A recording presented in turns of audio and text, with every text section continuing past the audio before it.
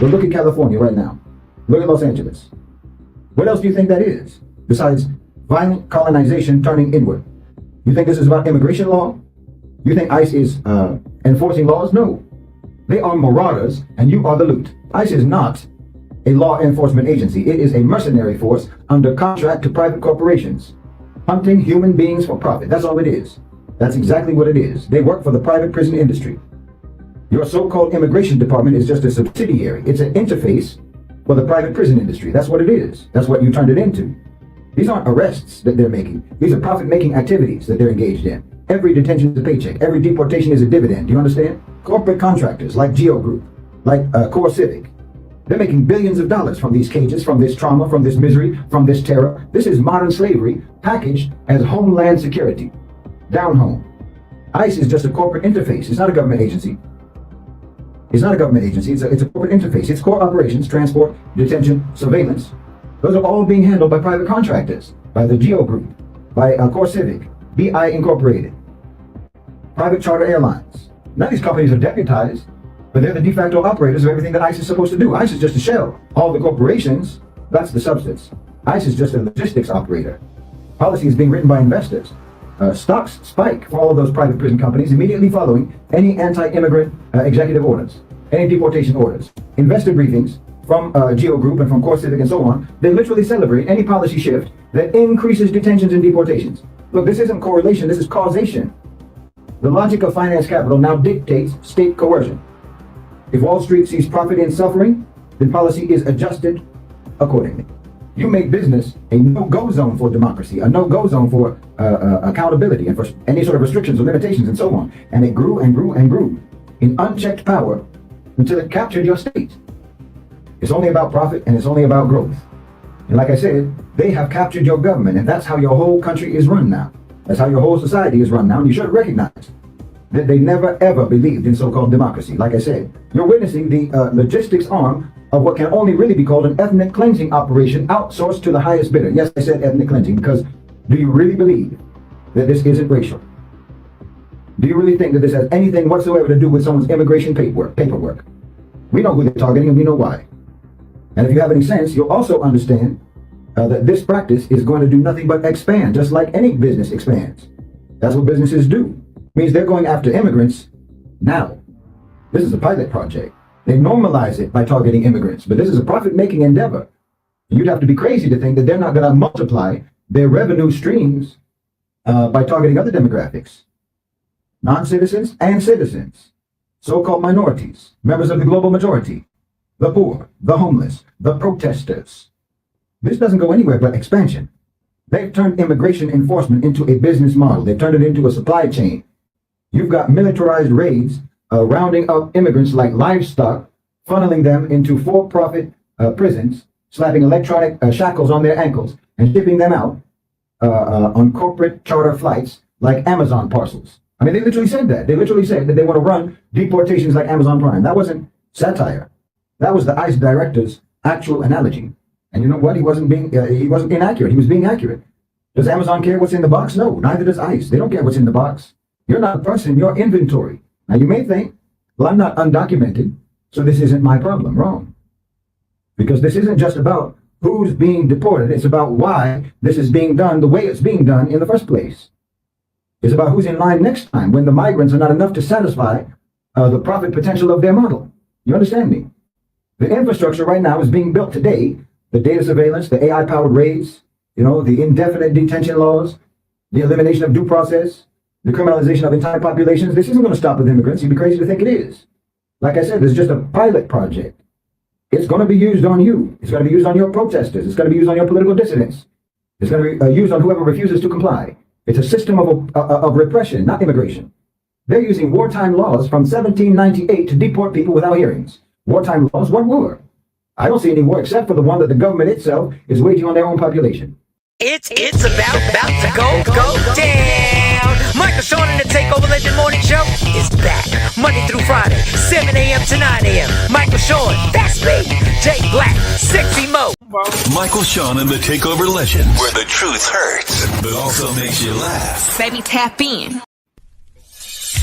We the worst records, baby. We about to create a perfectly horrible song. Y'all know I've been in the gym, and now all I wear is tight shirts, tight shirts, tight shirts, tight shirts, tight shirts. Yes, I do. Michael Sean wears Tight shirts every day. I wear tight shirts because I'm working out some. And if I wear the right size, you won't see none of my little cuts in my arms or whatever. Short sleeve tight shirts in any type of weather. People talking trans when they see me in the street. your shirt's so tight we can see your heartbeat. Man, clown me if you want, I'm sticking to my guns. And when the summer comes, it's gonna be fun. You can crack jokes and treat me like a jerk, but one day you'll see my six-pack right through my shirt. And even if I wanted to, I just can't stop. I just might rock an Ezekiel crop top. Whoa. Did I take it too far? What? Yes. Whatever. Tight shirts in the morning at work and when I grieve. I even wear tight pajama tops when I sleep. Tight shirts. Tight shirts. Tight shirts. Tight shirts. Tight shirts. Tight shirts. Mike Shaw wears tight shirts. Tight shirts. Tight shirts. Tight shirts. Tight shirts. You already out of breath. Tight shirts. It's Father's Day weekend, people. You know you're about to do it.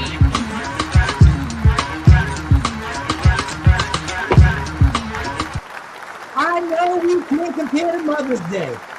I know Mother's Day is the head honcho. I know Mother's Day can only be defeated by Christmas, but it's Father's Day weekend.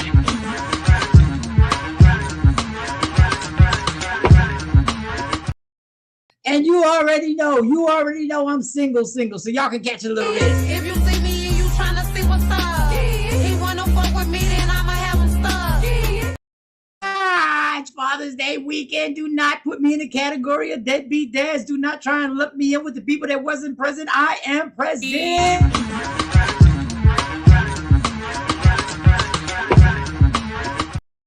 I don't give a damn if you don't like your baby father. I don't care if y'all on the outs. I don't care if he ain't never seen the kids. That you don't know the names. He don't know the middle names. He don't know their favorite sports. I don't care. That's not me.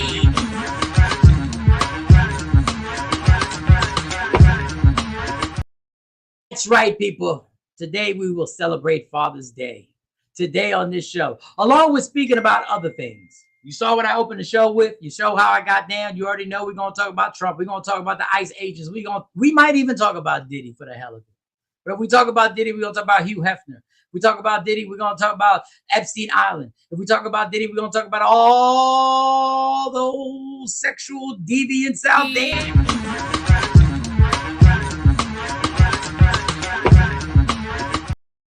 And unfortunately, one of the fathers in the crew will not be on the show today due to obligations at work.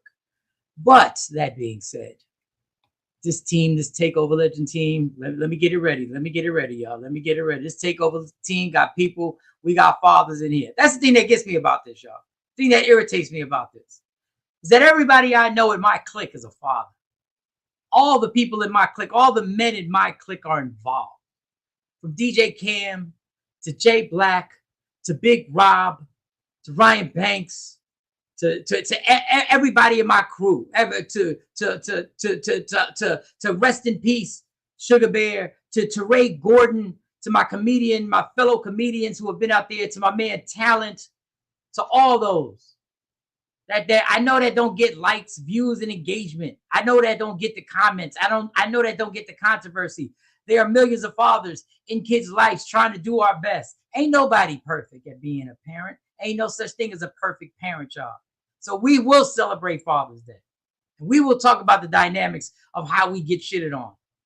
But I'm going to embrace those who are doing their job. And it's not a job. It's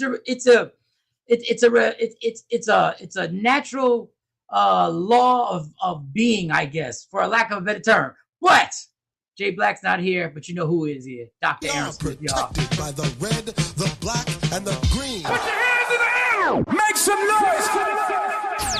Time to get your knowledge up and get ready to write down some facts with Dr.Arron Smith. Heed the words of the brother, Sissy.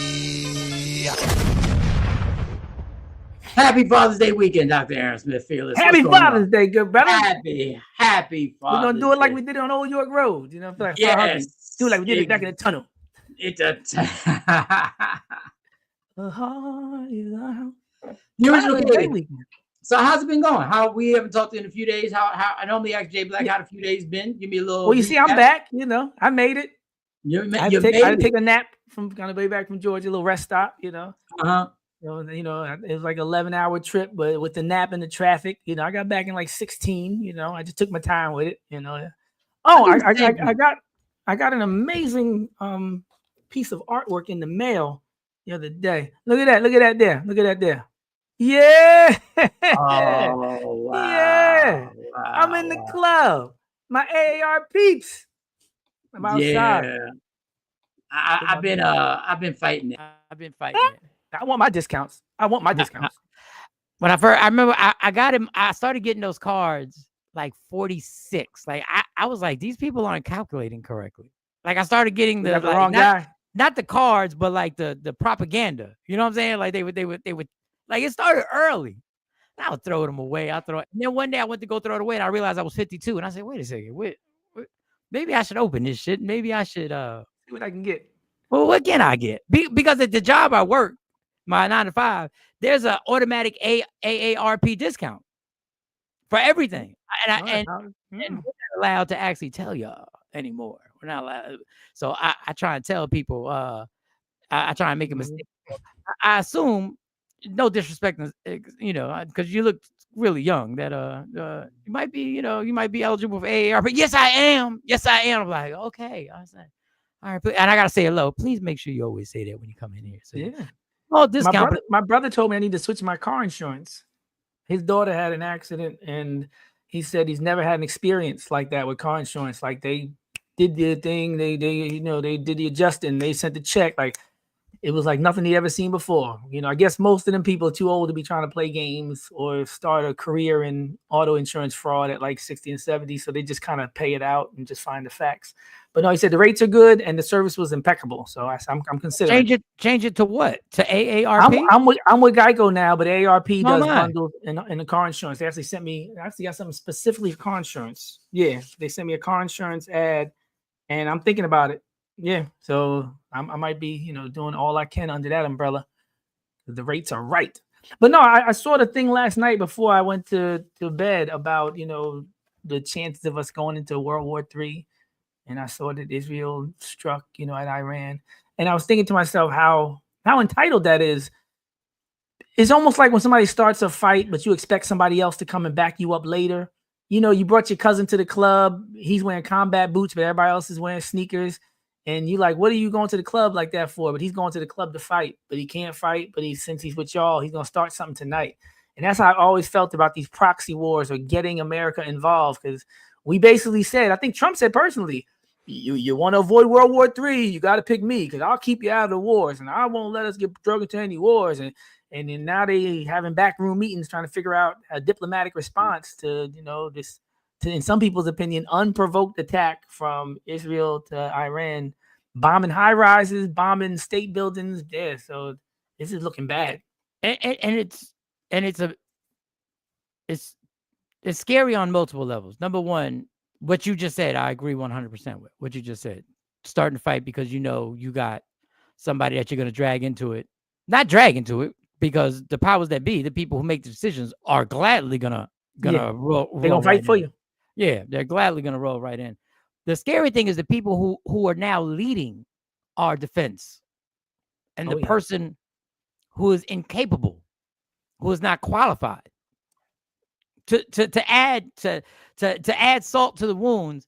You are now trusting somebody to run your evil agenda who don't know how to run an evil agenda without making it disastrous. Now it's already disastrous because people die, but normally the propaganda can be spread and you can make it seem like those are the bad. Now you have somebody who can't communicate anything because we don't believe you. We don't believe it. Not only the Secretary of Defense, we don't believe the actual leader of the country.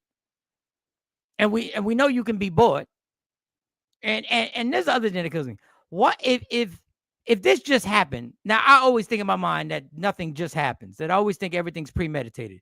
That I always think I hope that even in this evil activity, I hope that there was a plan that this was going to happen, that somebody just didn't wake up. So if that's going to happen, why are you wasting Marines in LA and national? Listen, I'm good. I'm good. All right. So your trip was good. Did you drove then there, Dr. Arron? So you drove. Up, you're muted. You're muted. You're muted. You muted yourself. Yeah, there you go. There you go. There you go. There you go. So anyway, 111. How about now? Yeah, you're good. You're good. No, you just hit the mute button. Okay. I was gonna say we actually had a comment about that when we were last talking about all the resources being diverted to LA, and it'd be a prime time for somebody to step in and do something. I was thinking to us, but since we outspend the next nation in military by like tenfold, that isn't really a feasible, scenario. But yes, somebody would say now's a good time to drag them into something because they're not really paying attention and they're not really in a position to stop us or to see what we're doing before it's too late. And you've mentioned this before. We've used so much resources to implement this white supremacy agenda that's when we become vulnerable, because you've used all this information and all this work. You use all your workers to just implement something nonsensical that only benefits a racist agenda, while the rest of the country is now vulnerable to their enemies all over the world. But listen, it's Father's Day weekend. Goddamn, it's Father's Day weekend. I can't. That I had to stop watching TV, and then the unfortunate part is that there's really no escape, because if you get to scrolling on your phone, my algorithms is all messed up. So once I turn CNN off and I start scrolling, the next thing you know, I'm right back in the mix, and I'm like, yeah, sometimes that's even more unfiltered, right? That's even more unfiltered. And then we got this June 14th thing that's supposed to No King's Day. No King's Day. That's right. And I honestly, I don't know what to feel anymore. I don't know which way to go. I don't know what are you supposed to support this? It is, I believe, I've been saying, until 10, 20 million people show up at the Capitol and say we're not leaving until he leaves. You did say that. So, but I'm nervous, because listen, this is not my field of expertise. This is not. I don't know the game plan. I don't think anybody does, because of what you stated earlier in terms of the flaws in leadership. One of the gentlemen, I'll make sure I read you his. I think you might have talked about him before. The gentleman named Thomas Fugate. Is that name familiar? Yeah. Thomas Fugate's that 22-year-old kid fresh out of college that Trump put in charge of anti-terrorism. Yes. And he had mowing lawns on his LinkedIn and stuff. And he was Oh, you muted yourself again. There's something you're pressing that it's either clicking or yeah. You wouldn't think it's real. What I'm gonna get some new equipment for Father's Day. That's what I'm gonna get. I'm gonna give me a better mic connection. Okay, but yeah, so when people like that are in power, even people that are experienced don't know what to expect. So they've been interviewing 4-star generals who are retired, and they've been saying things like, my whole time in the service, we prided ourselves in not being political. And when he said that, I was like, you know what? I never thought about how apolitical these service people are, because a lot of them are Republicans or Democrats or Libertarians. But when you think of the Marines, you simply think of Marines.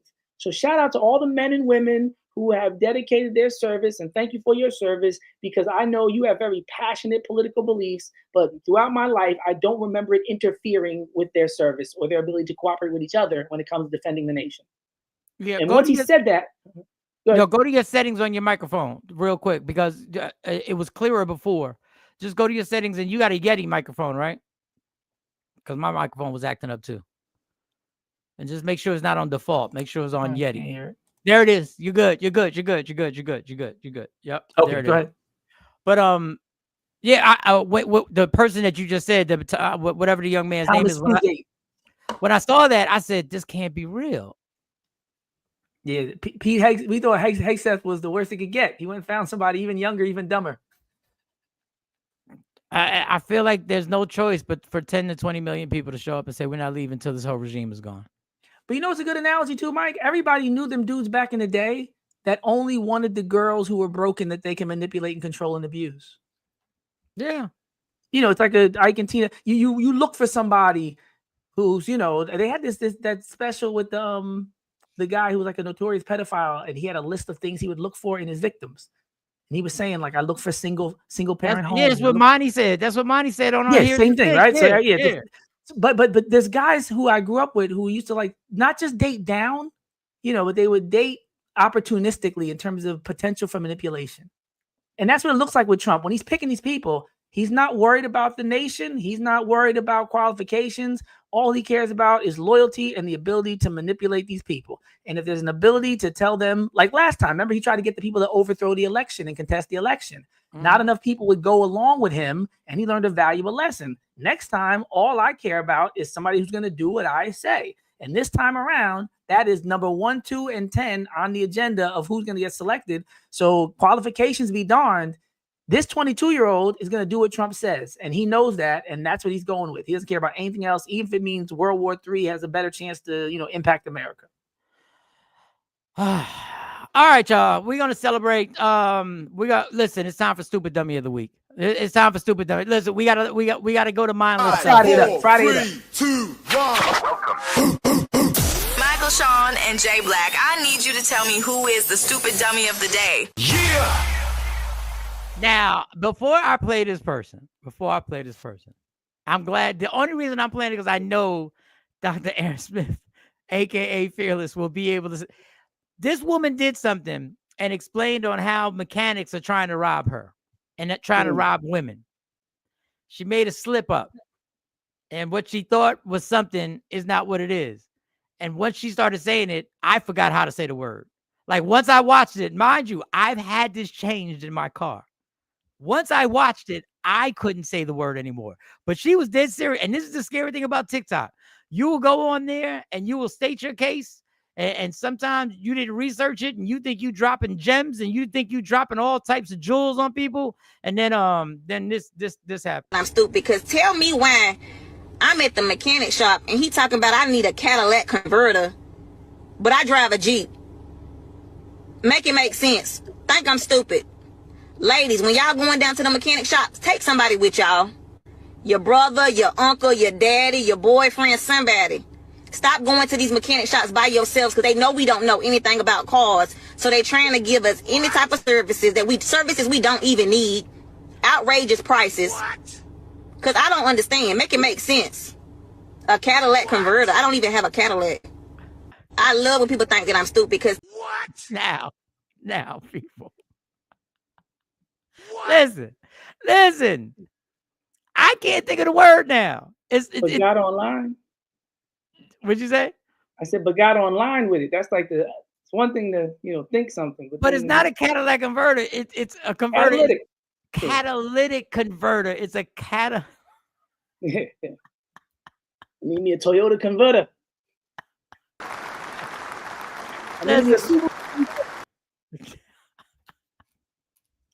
You need to bring a tutor. That's what you need to bring down there. You need to bring a tutor. So that's one of our. I'll give her the stupid dummy of the week, and let that happen. Let me see what happened. Let me see what we got next going on. And if you, I was agreeing. I said the same thing. Make it make sense to me. Make it make sense. Oh, let me get these comments. I forget. I got a whole bunch of. Oh, damn. Wait a second. And check your microphone settings again. I'm sorry. The microphone settings. There. I'm sorry. Y'all jumped on that quick. Y'all jumped on that quick. Yes. Y'all jumped. I didn't even get the good mornings on with y'all. I'm sorry. Let me get to everybody. Let me get to these catalytic converter. Yes, catalytic. Yes. And I had to get that done on my. It was way before I started getting good cars. It was not that the car wasn't good. It was an older car. I didn't take care of it. I think it was the Nissan Sentra. I'm not sure. I was gonna say I remember the Honda Accord. I remember the CLK. Yeah, no, this is before I had cars. Even though that CLK was misery. Why did we made history in that? Remember we had the replacement car, the PT Cruiser. We went all over the world in that PT Cruiser.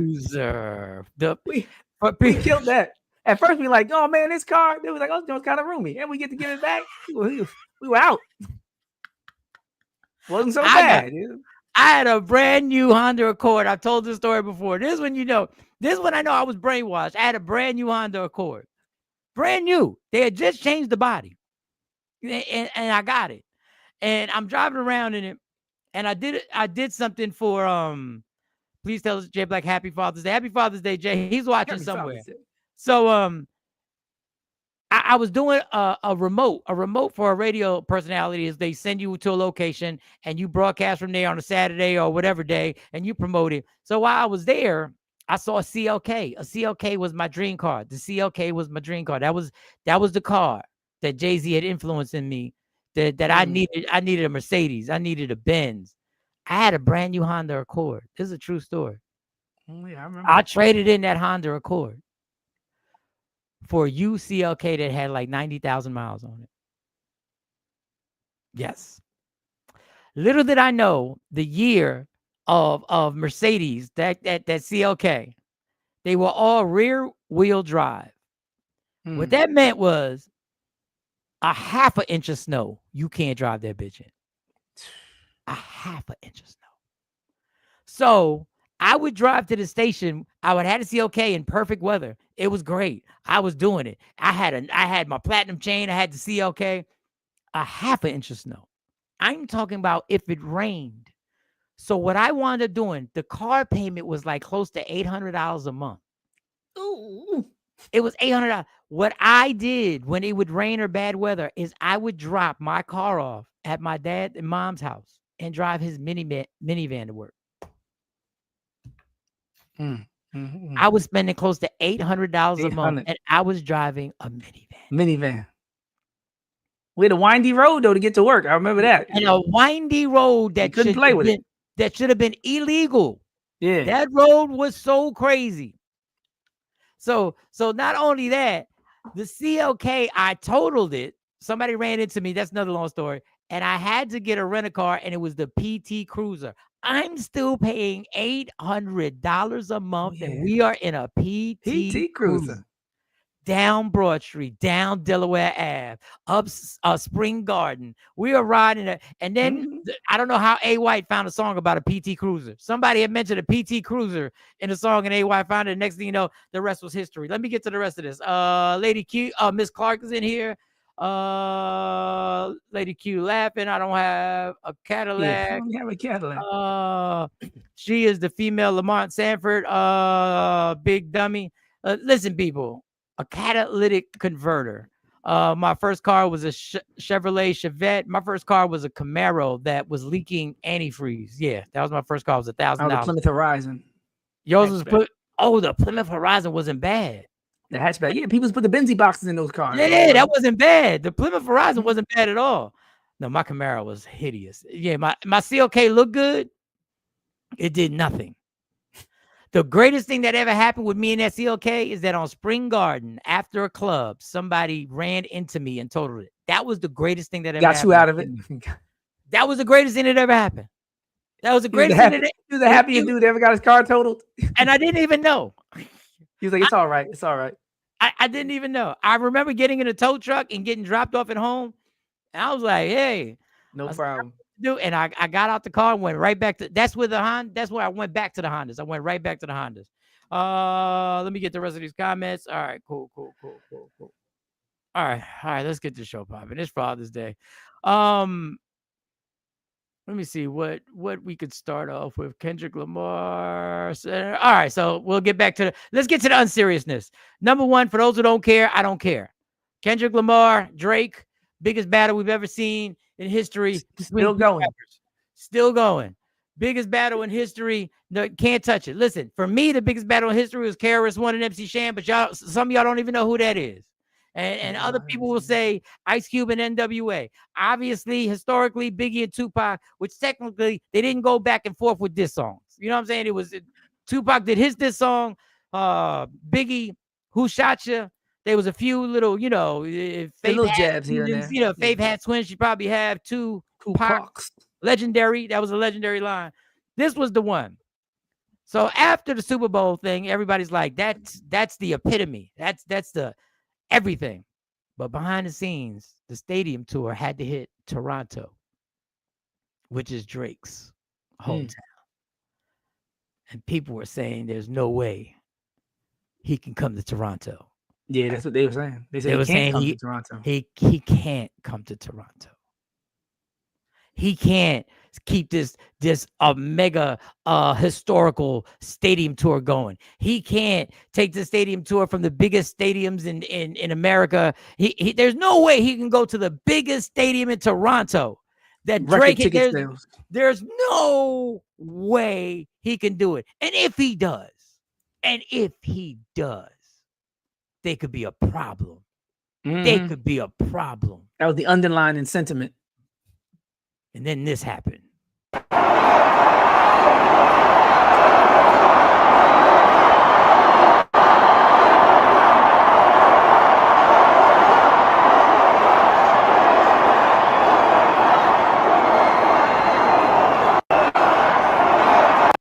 In Toronto, as they sold out with the ticket sales and they broke more records, and they were like, yeah, he can come to Toronto. Maybe they buy some tickets.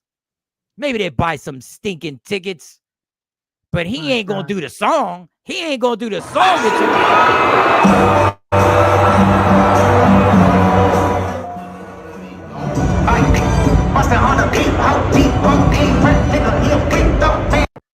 Yeah, I can't play with someone. Ambulance. Tell him breathe.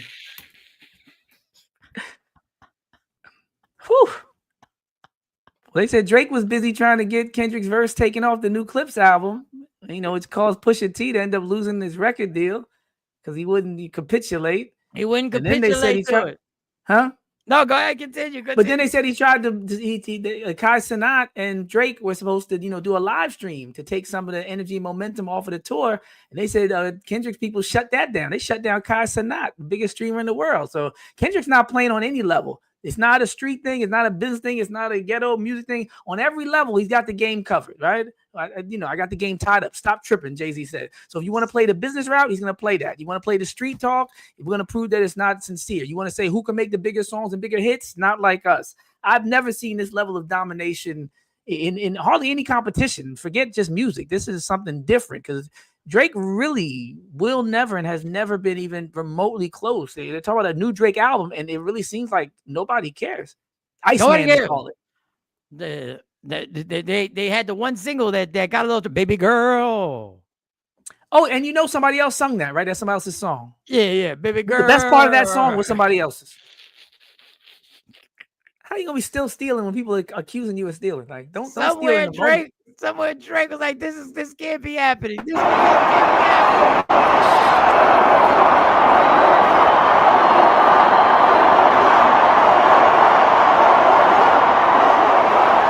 happening. Baby girl. No, people get caught up in the hype. I always say it's some people who care about how they're going to be received in the moment, and some people care about how their legacy is going to last after they're gone. I've never heard Drake get those kind of applause anywhere in the world. I don't care what he sold, how many times they spun it, how close he is to the Beatles. I've never heard him get that kind of love, and that's why 50 Cent, even though he outsold Tupac, Nas, and Jay-Z combined, he had that line that said, "I want them to love me like they love Pac," because he knew there was a difference between record sales and actually receiving the love of the people. Actually receiving the love of the people. And listen, I play Drake songs. I'm not gonna be one of the people who look. I bought Drake albums. I did. I'm a Drake hater that played Drake songs. Yeah, even the haters had to play it.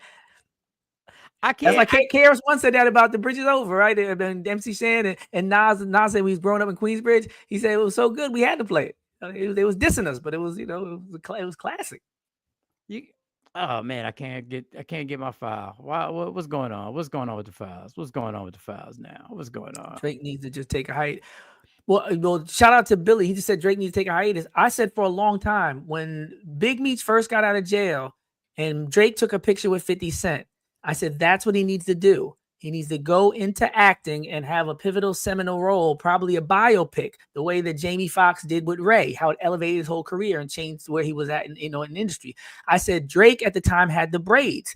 Drake should have played Big Meech. The show already had some momentum, but the show was expected to be like on its last season, whatever. And Little Meech can only take it but so far. If Drake had played Big Meech and 50 Cent, who's building a studio in Shreveport, had produced, he could have revived Drake's career. He could have been Aubrey Graham for like a year, like when T.I. was Cliff Harris. Remember, he made all those movies, Takers, and all that with Chris Brown. Just go into the lane where we like you at, because that's the cheat code.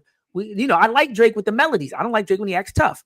Do the melodies, do the acting for a year or two, and you'll be able to come back. Not as big. If Drake played Big Meech, I'm sorry. I would have. People, I know that's a good idea. It's a good ploy. It's for the kids, though, Mike. It's not for us who knew who Big Meech was. It's for the Kai Cenat, just at the BT Awards, didn't know who Wale was. There's a whole viral video. Yeah, he looked at him and said, "There's Whaley," and the chat was like, "That's Wale, Lotus Flower Bomb." He didn't even know who Wale was. And back in the day, there was a joke with that white reporter who thought that he was will.i.am from the Black Eyed Peas, that whole viral video, the white guy who kept guessing wrong. But now even the black young people don't even know who somebody was from 4 or 5 years ago. No, listen. Wale, for those who don't know Wale, if you don't know Wale, you don't know Wale. Incredible rapper. Killing him early 2000, I think that was 2010, 2011, around there. He meets Kai Cenat, and the young man don't know who he is. Now, this not is even his name. This is the problem with dudes. This is the problem with celebrity. With streaming culture. I understand why he don't know you. No, and not being Kai Cenat, though. No, I understand. Kai Cenat. People his age, I'll give it to him, but he's supposed to be doing more work because he's on the platform. You don't have to. I'm sorry. Wale is dope. You do not have to research to find out who Wale is to be in tune with what the culture was. I know Wale is dope. No. But this is my problem with older rappers. He then goes up to Kai Cenat and says, "Yeah, you're making me look crazy. You're making you look crazy." Yeah, that was extra. But that's because if problem. Somebody doesn't recognize you, the cardinal rule is you're never supposed to respond to them not knowing you. I don't care if you're Michael Jackson, Beyonce. You're never supposed to say, "Don't you know who I am?" type energy, because that is unbecoming. No matter what level you are in the game, you're supposed to just let it fly. Let somebody else tell them. Let somebody else say you know who that is. If you want to do some grown man shit and you're thinking about business, but yeah, I'm Wale, just be like on a humble. He don't set up an interview. Know who you are. No, but the move was to set up an interview. Use the moment to try to get on the stream with Kai Cenat, because that's your comeback right there, Wale, because you are a good interview, you speak well, and you got a personality. So you chop it up with Kai Cenat for 25 minutes to 40 minutes, you got a whole new fan base, and they'll remember those songs, connecting with you. So hopefully he pivots that, because sometimes when people don't have their deals, he's not. That's the reason why some people don't have deals, because they don't move right. Yeah, he was at an NBA basketball game. He was at a Wizards game, and the announcer, white announcer, mispronounced his name, right? Mm-hmm. Somehow or another, he found out that on TV, the white announcer, he goes up to the announcer. He goes to the book. Yes. Camera's rolling. And says something, and the white announcer, one of the guys was a former NBA player, he looked at him, and what are you going to do? Yeah. Like the white announcer took it to basic 1 + 1 = 2. Business.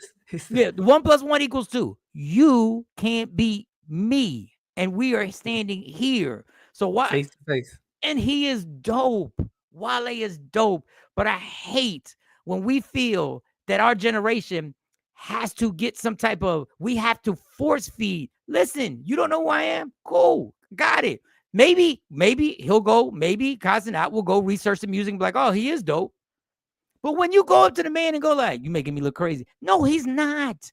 He didn't do. He just didn't know. He didn't know what he didn't know. He didn't know.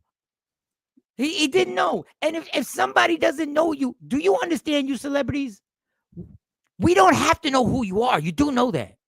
Yeah. There are people who have incredible lives, who are incredibly busy. And I'm not talking about making millions of dollars. You know, there are people trying to survive and really trying to pay bills every day and really are spending 13 hours at jobs and don't know who you are. Yeah, dude, time for that. There are people in your generation who may not know who you are. No, it's real. And people don't even listen to rap. They might just like a few songs. And I've said that before. There's a lot of people who don't like rap, but they like Drake. And that's why this Drake effect has, fell the way it has. These aren't diehard hip hop fans who've been researching the culture for 30 years. No. These are people who might have listened to a couple of Nelly songs, might even like Vanilla Ice when he came out. And now it's Drake's turn to do the whole pop rap, acceptable, watered down thing. And that's why one song can take all that so-called love away. But you're right. Wale has never been the savvy A&R type of person maximizing opportunities. Because even when he had those songs that were killing him, those songs were so amazingly big that most people in the industry would argue he shouldn't be where he is now in terms of notoriety or output. He should be doing something bigger and better. Even I don't care if it's soundtracks, video games, he should be in a bigger spot, but he has held himself back. Doug, he should have been on the BET Awards stage. Yeah. He should have, when they were doing the medley and Jim Jones got a big song, he should have been on there. He had a big song too. He had a couple. He had songs. He had a couple big songs. Yeah. He could have did Lotus Flower Bomb and brought out, that would have been really good. Yeah. He had amazing songs. Like he had hip hop songs. He had hip hop songs. He had spoken word. He had love. He was songs. on No Hands and stuff like that. Like he was on some joints too. That wasn't even his, but it was classics. So we get it, but I said, look, my no hands. I said, look, my no. Yeah. He could have did some joints. But you can't get mad like when I'm like in Dallas or something or in Philly, because it's I got a celebrity, but the celebrity is in certain cities, right? In certain cities, and when I hate when somebody says you don't know who this is. I want to say don't do that. Say that. Yeah, don't do that. They don't have to know who this is, and that's not how you feel about it. That's not how I feel about it. I'm like, I get it. I'm the comedian radio dude. I really I'm in certain cities. Yeah. Like I'm going to Dallas. Yeah. There'll be people who will stop me and be like, yo, Mike Sean. But even in Dallas, don't sit there and go, you don't know who he is. Like, chill. There's 8 billion people in the world, man. Like, yeah. 8 billion. Like, why? I'm one of them. I'm one of 8 billion. You don't know me though. You don't know me though. I saw one of the comments made a good point. You saw what Billy Edwards said. Well, let me get to the comments. I got to do that too, because let me get to the comments. Billy Edwards said, "Did you see the clip? Terry Crews walking past Oscar Robinson to hug Reggie Miller." Well, that one and the one about Drake. He also had a good one about Drake too. He's on the comments. I almost threw up. He walked past Oscar.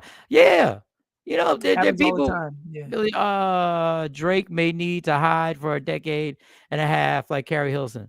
You gotta know when they don't want you to win. There's a moment. Remember 50 Cent did Massacre, and then he tried to do AO Technology with Justin Timberlake, and we were like, no, not a third one. They didn't care how good the music was. They didn't care what he was doing. They got tired of him winning. And he said, okay, pivot into acting. He lost all that weight, tried to get an Oscar. You got to know when they're just not. No, the acting thing, I think he should have delved into because he's good at it, and I think he should have went back to it. And I get that. This is another thing that rappers won't do, and this is what's called songwriting, and this is called transparency. If you would have made a song on how it felt to take the L, if you would have just been like, I took the L, and not try to flip it. You know who did it good? Akon. Akon was going through all that scandal pre-Me Too and all this hate. Mm-hmm. And he made that song, I'm sorry, I apologize and all that. He made a whole song about being sorry and just sung to the people. And he talked about the event. I got in trouble and this and that. And he was like, every time y'all do something, throw it at me, Aikido. I'm going to throw it right back as a hit record. He just made a hit record out of it and kept it moving. And we were like, oh, that's a good song. But you got to deal with it and handle it right as opposed to, I said I would love Drake to talk about being biracial, being from Canada and not getting the same acceptance in terms of street credibility. He has so many things he can talk about that but you got to understand the ego. Yeah, the persona. And I think you can't make a song talking about how these friends I thought were friends, but they're not friends. Thank you, Drea, for hitting me with the good morning and the happy Father's Day of my daughter. Happy Father's Day, father of my daughter. Yeah, well, thank you very much. That's a unique way of telling me, but thank you very much. But the thing, and I'm gonna get all y'all comments. I'm gonna run the comments down. Sorry, I'm backed up. Jay Black normally takes care of the comments, so give me a second. I was gonna say you can't make a song because he made a song saying, "Oh, I thought these guys were friends, but they weren't friends. We used to do this together." Now you're bitching, and you're not a friend. You're the one having relations with everybody's woman. Literally, he done came with so many people's wives and women and mentioned them in songs, and you're not a good friend either. Yeah, Blame It On Me is the Akon song I was talking about. Blame It On Me. All right, let me get this. It has to be a joke. I read that. CLK, yeah. LL got his image from MC Shan with the Kango. I know. All right, Trendsetter, we going back. I got you on a Friday. Yes, he can. Yes, he did. Laugh out loud. Drake needs a hiatus. Let me get these other joints. Stacey Mitchell, what up? Good morning. Billy J. Edwards, Drake may need, yeah. And the funny thing is, he really don't, because there's so much. He's still making money, people. Still getting And there's other streams. things he can do. He just, like you said, he needs to just stop. He needs to be Aubrey Graham. I would buy an Aubrey Graham album today. I don't want no more. I don't want no Drake album, because, like you said, they said he called Kendrick's team when the feud was going on, and he said something effective. You guys think you could stop me? I'll done you guys. And he's like sounding some fake mob boss. Like I said early on in the battle, like there's so much behind the scenes nonsense where he's even embarrassed himself even more. Just be you. Just even Kendrick said, keep it a friendly fade. Keep it that way. I like Drake as a melody. Kendrick gave Drake the whole blueprint to keep his career going without any interruption. Just keep it going. Keep the melodies going. Don't act tough. Yep. Right? Be yourself. Long life battle. Fight that. And people, let me tell you something. Sometimes people just don't know how or can't accept defeat. I remember I had to fight and beat up a girl 3 times. Well, damn, 3 times? Before she would leave me alone. Let it go after a while. It's just first of all, Ashabu. You can't beat some people. Some people you can't beat. I know how built for the streets you were, Ashabu. But yeah, I see it now. I can't now think about it. Yeah, I can see you. I can see you whipping somebody's ass. Did you see? Yeah, I saw that. Ash, exactly, Mike. I don't know who half of these people are. I've been handling my own life and building, focusing on my own health and wealth. Exactly. You can't think. That's why I appreciate people when somebody does come up to me. No matter how much in a rush, I make eye contact. And if I'm in a rush, I say, I am in a tremendous rush trying to get to this plane, or I'm trying to get somewhere. I want to let you know how much I appreciate the fact that, you know, I've had people come into my job, and I don't even take offense to this, and be like, Mike, and then look around and go, what are you doing here? And I'm like, working. I'm working. I'm working, but I'm like, it's a long story, and I get it. I don't take offense to it. I totally understand. Mm-hmm. And let me read the rest, because I want to do this Drake thing. Good morning, good morning, good morning, good morning, good morning, good morning, good morning, good morning. All right, so we got those. Let me get, and then we'll get into some other stuff. Let me tell you about the Drake scenario. And this is why I always say ego. And I fall into my ego. I fall into my ego many a time. Drake never had to do this battle. All Drake had to do was keep making his songs and allow his fans to argue with Kendrick fans. That's all he had to do. Yeah. That's all. But somebody in he was egging it on, though, too. It wasn't just battling. Yeah, he was egging it on. Drop. Yeah. But my thing is, people to battle. My thing is, if you would have let this keep simmering, we'd still be debating right now who's better. And we'd be comparing and we would just be comparing new releases to each other. And what would happen was your fans, because you know how to cater to your fans would have still streamed it out crazy. I would have bought the album. Around you. I would have been like, and Kendrick fans, and I would have bought Kendrick because I'm a Kendrick fan, because I think Kendrick's one of the greatest rappers that ever lived. That's just my opinion. I don't think there's a greatest. He's one of my greats. I don't think there's any such thing as the greatest. But if you would have just allowed your fans to argue, all it would have done was everybody would have kept winning. But somebody got in your ear and said you can take him. And not saying you shouldn't believe in yourself, but understanding, is this worth taking a chance because I know how good he is? You got to be honest with yourself and be like, I know how good he is. And is this worth me affecting something? I'm number one on what was it called on the Billboard? No, number one on the I always Spotify? say it, I forgot. No, not number one on Spotify. I forgot it. I always said I should have wrote it down because it was a perfect analogy. They always say number one on the not on billboards, not on any of that. Then he became I can't think of it right now. But my point was, you were number one.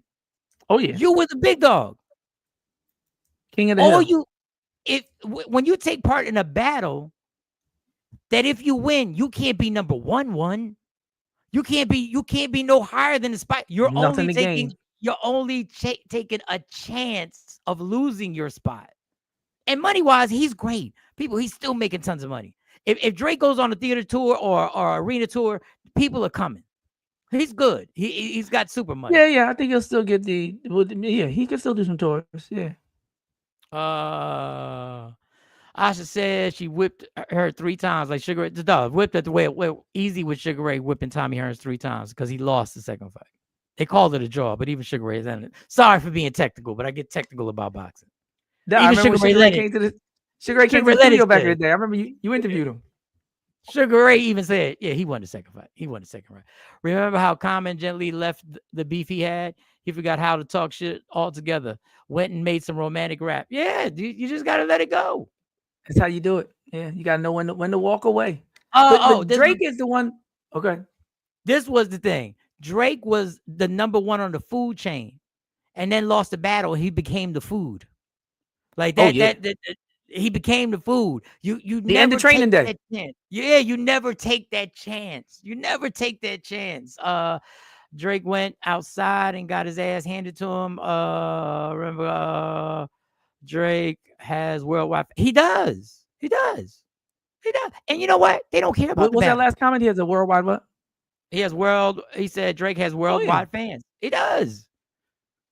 Yeah, he could have kept doing the Australia concert. They were getting sold out. That's what he should have kept doing. You gotta know when to go overseas. Gangsters do it. They go out of town. Mace went and became a pastor and came back. You gotta sometimes when it's too hot where you at, you step away for a minute.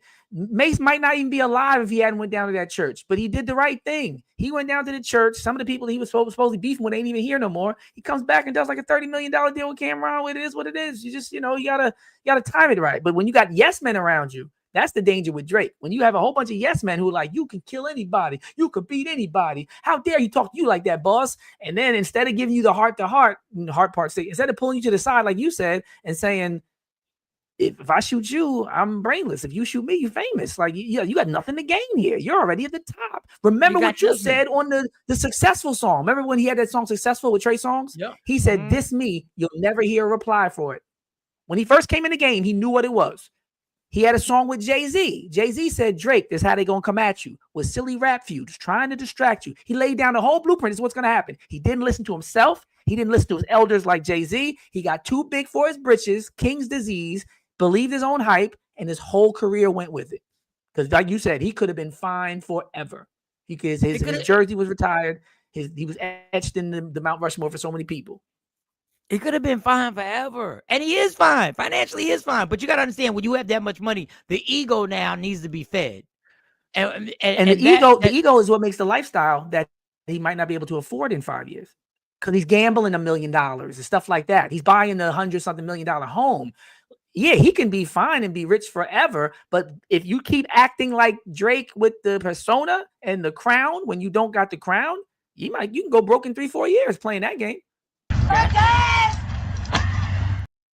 Happen. It could absolutely happen. Father's Day. Shout to all the fathers once again. Father's Day weekend. Make sure you listen, fathers. Just chill, relax, enjoy yourself. And people always ask me, what do I want for Father's Day? And my girls are good for lacing me up with clothes that I'm gonna wear every day. They know me. Okay. They know when I'm in workout mode, they'll give me the workout clothes. It's all good. From society, this is what I want. This is what I want. And I said it earlier in the intro. This is what I want from society.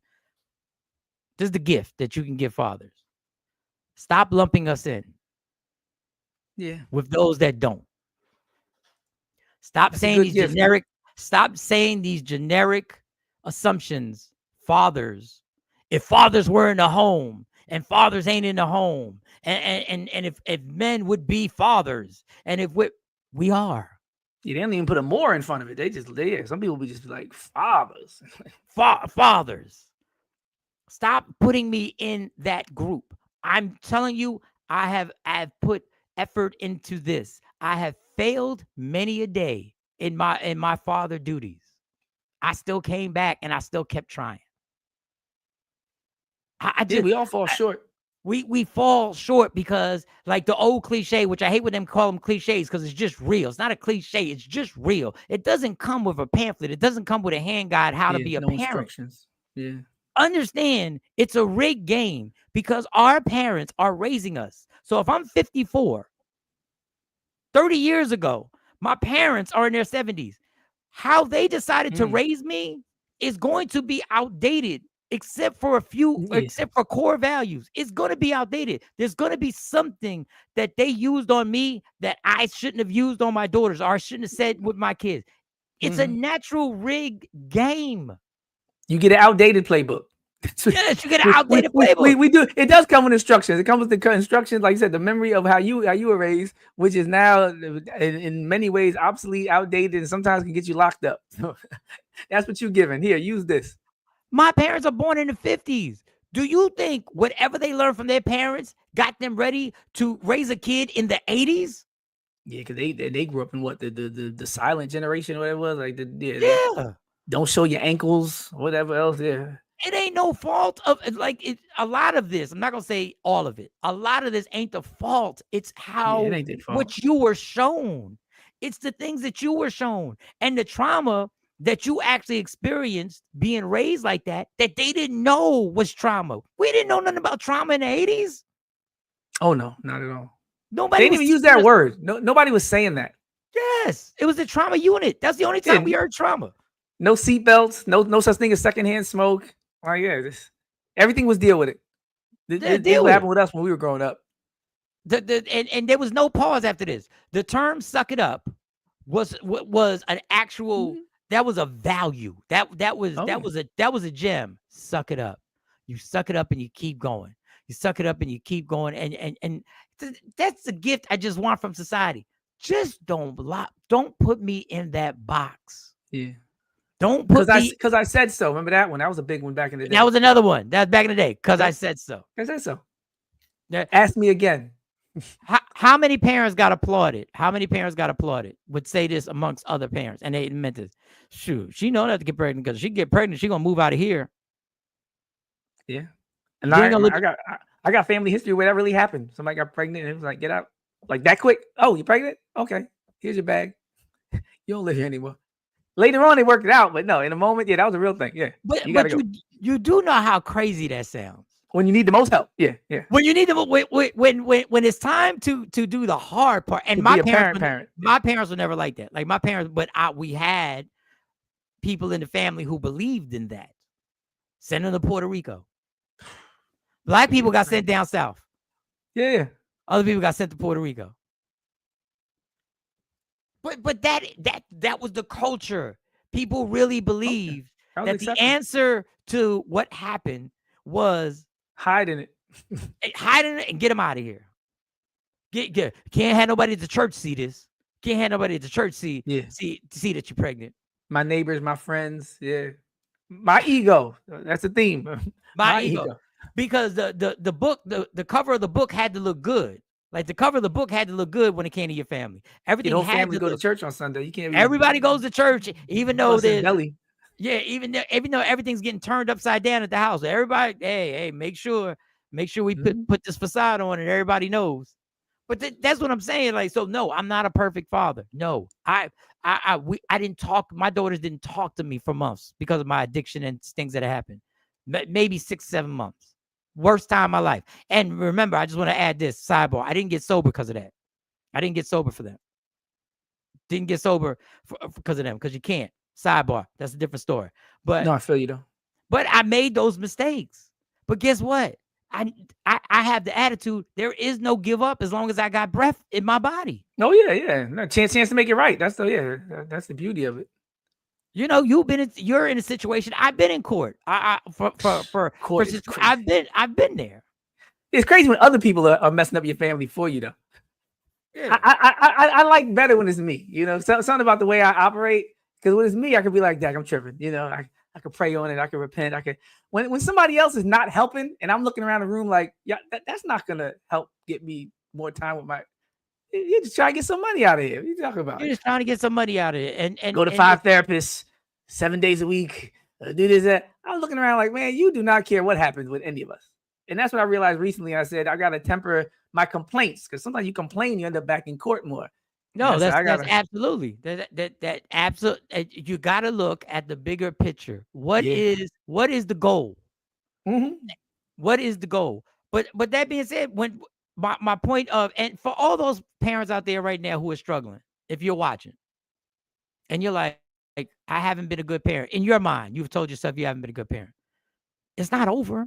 Yeah, don't beat yourself up to that point. You don't make the It's most not of today. over. It doesn't happen on your time frame.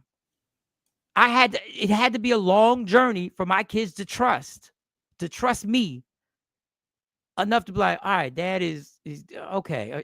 It was a journey. It was a journey. But back to my point, just don't lump me in with the rest. Because no, I do think the parents should keep trying, because that's something I do hear as well. And I've been in that situation too, where it's like, well, nobody wants you to be a parent. Nobody's helping you to be. Everybody's obstructing you. But cooler heads got to prevail, and you got to be like, I'm the adult. Even if there's other people who are above 18, some of she's been no. I'm saying at some point you have to be the bigger person for the sake of the children, because that's something I experienced personally, where it's like, you know what, at some point, what I'm gonna do, just get myself arrested and go broke. But you have to find alternative ways. You gotta be creative, but you do have to continue to be intentional about trying whatever you can, even in the smallest ways, to stay in your children's life. The smallest ways. And I know Write Gary a note, Gary send a went through message. it. Gary was like, they didn't want me. I tried for years. The more I tried, the more I got shut down. And I understand that to a point where you do. Another part of trying is you have to give space. Yeah. Sometimes you just got to give space and pray on it. No, like you said with Drake, you got to fall back sometimes. You got to fall back and just go. Like arm wrestling, they give a little to go. Yeah. Sometimes you got to know the strategy. Sometimes you back up, because that does help sometimes. Give people some time and space. Let them see it for themselves. Don't force yourself on people. Don't be yelling about the court order to the point where you look like you the problem in the family, because you the one to end up, bringing everybody to court. So because to a child, that's all they see is every time dad says something, we in court. So no, you got to play it smooth, because you got to know how it looks to a 10 or 12-year-old and be like, wait a minute, I'm right. But if I keep forcing this, I'm gonna look like I'm the worst thing in the world. You keep forcing it, Nick. Please. No, they don't know. They keep getting caught, or if they say we want to interview the children. Because one time I was like, no, I'm good. Like I'm good. Well, I'm not gonna keep bringing them through it, and if that's what it'll take to get through this, then I'd rather try time. I'll try time instead of cycling them through the system again. Because that's not helping nobody. Man, listen. You don't crash out, though. That's what I say to the fathers out there. Don't crash out.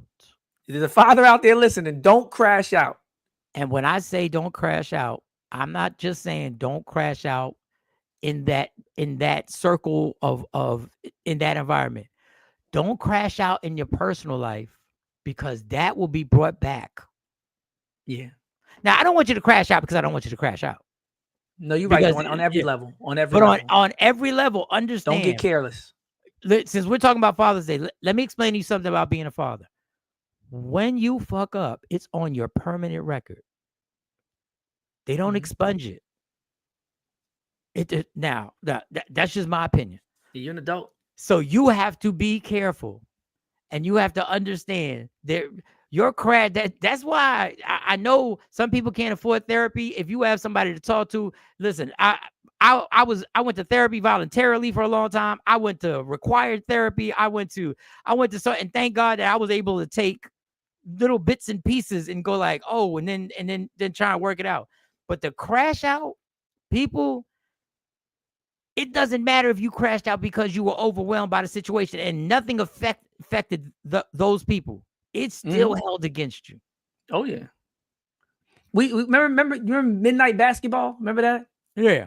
We need midnight boxing gyms with therapists on duty. On therapists. I would have went to that. I don't really do the cigar bar. Everybody got their thing. For the men. I would have went to midnight boxing gym with therapists holding the heavy bags, but low key though, not like therapists that don't overwhelm you. They just ask little subtle questions once in a while. Like after your workout, they might say one or two things to help you out, but they don't. You might not even know they therapists. You have all therapists in the room as trainers. They double it as both, and they can help the people with the jump roping and the punching bags and the pads, and then they just they talk to you in a way that you can relate to. They don't put you on the couch, make you feel uncomfortable. But I would have loved some nights when I'm just out driving and I'm stressed out. I would have pulled into a gym and lit a heavy bag up for 45 minutes straight, and then let somebody just be like, I went through the same thing, and be like, yo, what did you do? Blah, blah, blah. Take it easy, bro. Good talking to you. Yeah, that'd be a good one. Because you'll be at that moment where you either want to punch a heavy bag or you want to cry for 30 minutes. Like, you don't know which one. It got to go somewhere. And then what you do is you want to take them both and just going like, I'm not going to do neither. I'm Or get pulled over. I don't know if you ever been through that one. Riding mad, not thinking, a little bit of drink. Next thing you know, you done went through the light. Now you're guilty as all hell. And you got to calm down. You mad, but don't be mad now. Don't be mad now. I've been on the phone mad in the middle of it, going back and forth. One time a lady cop pulled me over, and the only reason she let me go is because I told her what was happening. I said, I'm in the car. I'm only driving because I went through it at the house, and I'm actually on the phone arguing with my wife, blah, blah, blah, blah. She let me call my wife. And I said, I just, had the officer here. I was telling her what was happening, blah, blah, blah. She took the phone, walked away from the car, came back to the car and was like, you got to be careful, blah, blah. But she could, she black woman, she could have went the other way with it. She could have been like, these men ain't crap, right? Lump me in. She just wanted to know if I was telling the truth. And she saw that I was like, how men look all defeated when they, I didn't do nothing. I left, I'm trying to, so I'm out here. And she saw all of that. She saw that I wasn't being aggressive. I wasn't running nothing. I'm in the car. She's at the house, right? She took the phone. She talked to her for about a minute. She came back and was like, you got to be careful. I understand this and that. Next time you got to find other ways. I remember thinking, man, I would have thought it was the other way with a woman, but she was like, whatever way she been through it, even if she made a man mad and leave the house, she was like, this guy does not normally break the law. It was an honest, genuine mistake. Nobody's out here. It wasn't a real dangerous situation. But I know how that can happen. You get so wrapped up in just replaying the scenario and what you should have said. And I can't believe she did. And that's my house. And next thing you know, you done rolled right through the light. And could have got smacked. Really, could have got T-boned. That's why I say don't crash out. Because just not being in my right mind in that moment, that could have been it. Those are facts. Asha Boo says that's what new days are for, to have an opportunity to fix what happened before. Absolutely. Yeah. That's facts. Billy J says every time dad breathes hard, courts. Facts. Asha, God gives us second, third, fourth chances. Absolutely. And I don't know how many chances it takes, but it is what it is. All right, let's get to it. Yeah, I didn't want to. I want to have a happy weekend. I'm going to have a good day. I almost did a mini sermon to somebody yesterday at work, and the lady was taken aback. She said, when I got done talking, she said, "God bless." When that's when you know you done said something. Like, you having a good day? I said, Miss, I'm determined to have a good day. There is nothing that is going to stop me from having a good day. When I tell you I'm breaking every barrier today to have a good day, and she looked and she said, "God bless." Yeah, and I gave her a receipt. Fed her spirit, but that's where it starts. Making that decision, no matter what, no matter what happens. We're not giving up. We're not stopping. We're not turning back around. Like once you get that, you good to go. To what I said, third, fourth, fifth chance, you gonna make it. You've already decided that it's gonna end how I say it is, and that's what be trying and going forward. Ash says, I saw the Selfish Men's episode yesterday. It was a good show. Oh, thank you for watching. Thank you for going back and watching it. Okay, so all right, let's just get to the crazy shit. Because there's a lot going on in the world. It's the gift that keeps on giving, and I'll just play this, and then we'll talk about what happened to the senator. Kristi Noem was having a press conference. Senator Alex Padilla walked into that press conference and tried to ask her questions about what's going on in Los Angeles. He was met with aggressive force. He was physically removed. He was put on the floor and put in handcuffs. Guys, ready? And balancing. Sir, hands up. I'm Senator Alex Padilla. I have questions for the secretary, because the fact of the matter is I have a dozen violent criminals that you're rotating on your hands off. How many of our ICE agents have been docked? On the ground. Hands behind your back. Hands behind your back. If you let my hands go, I put behind my back. All right. Cool. Other hand. Lay flat. Lay flat. Other hand, sir. Other hand.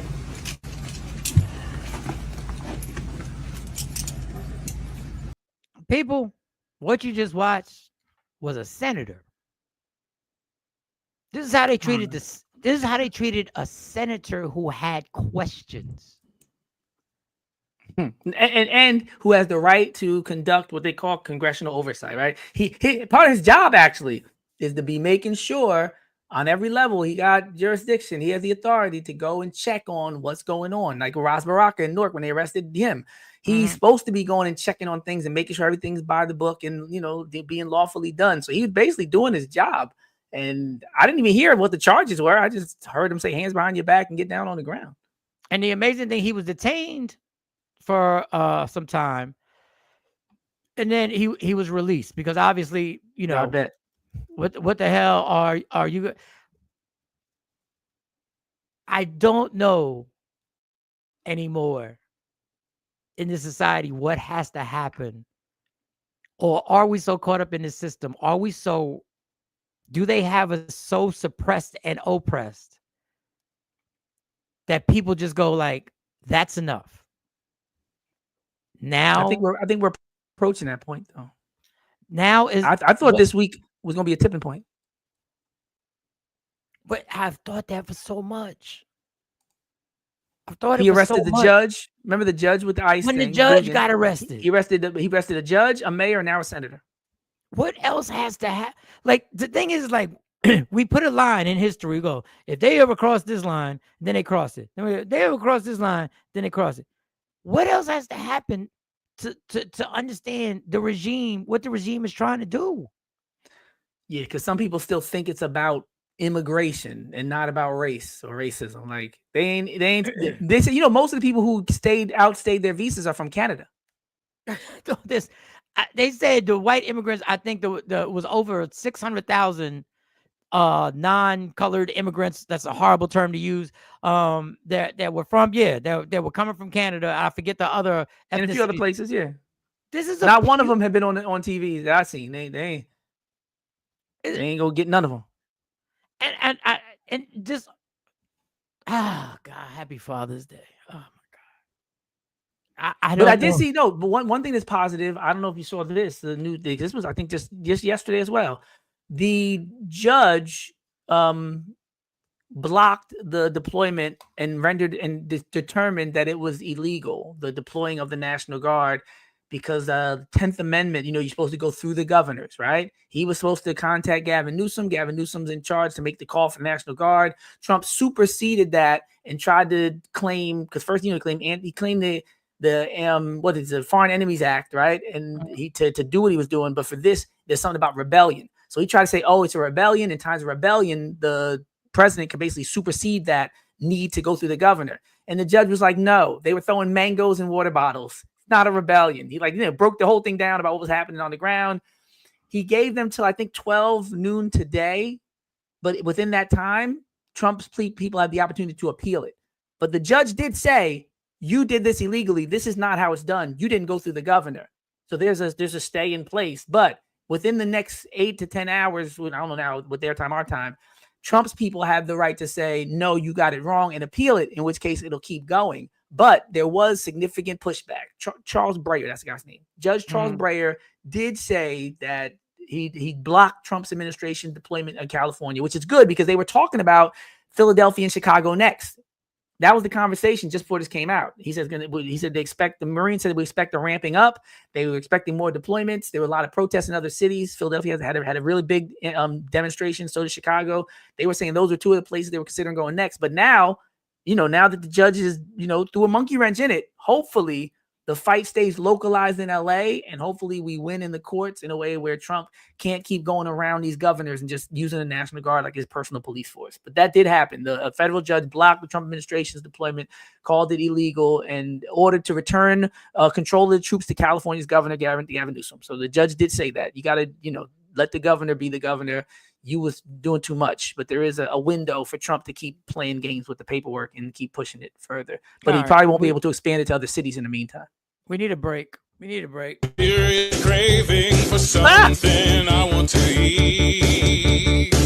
I need some cheese, tomatoes, get your jazz hands ready. Get your jazz hands. Even some meat. I need some pizza. I didn't know it was the chain he was wearing. Pizza.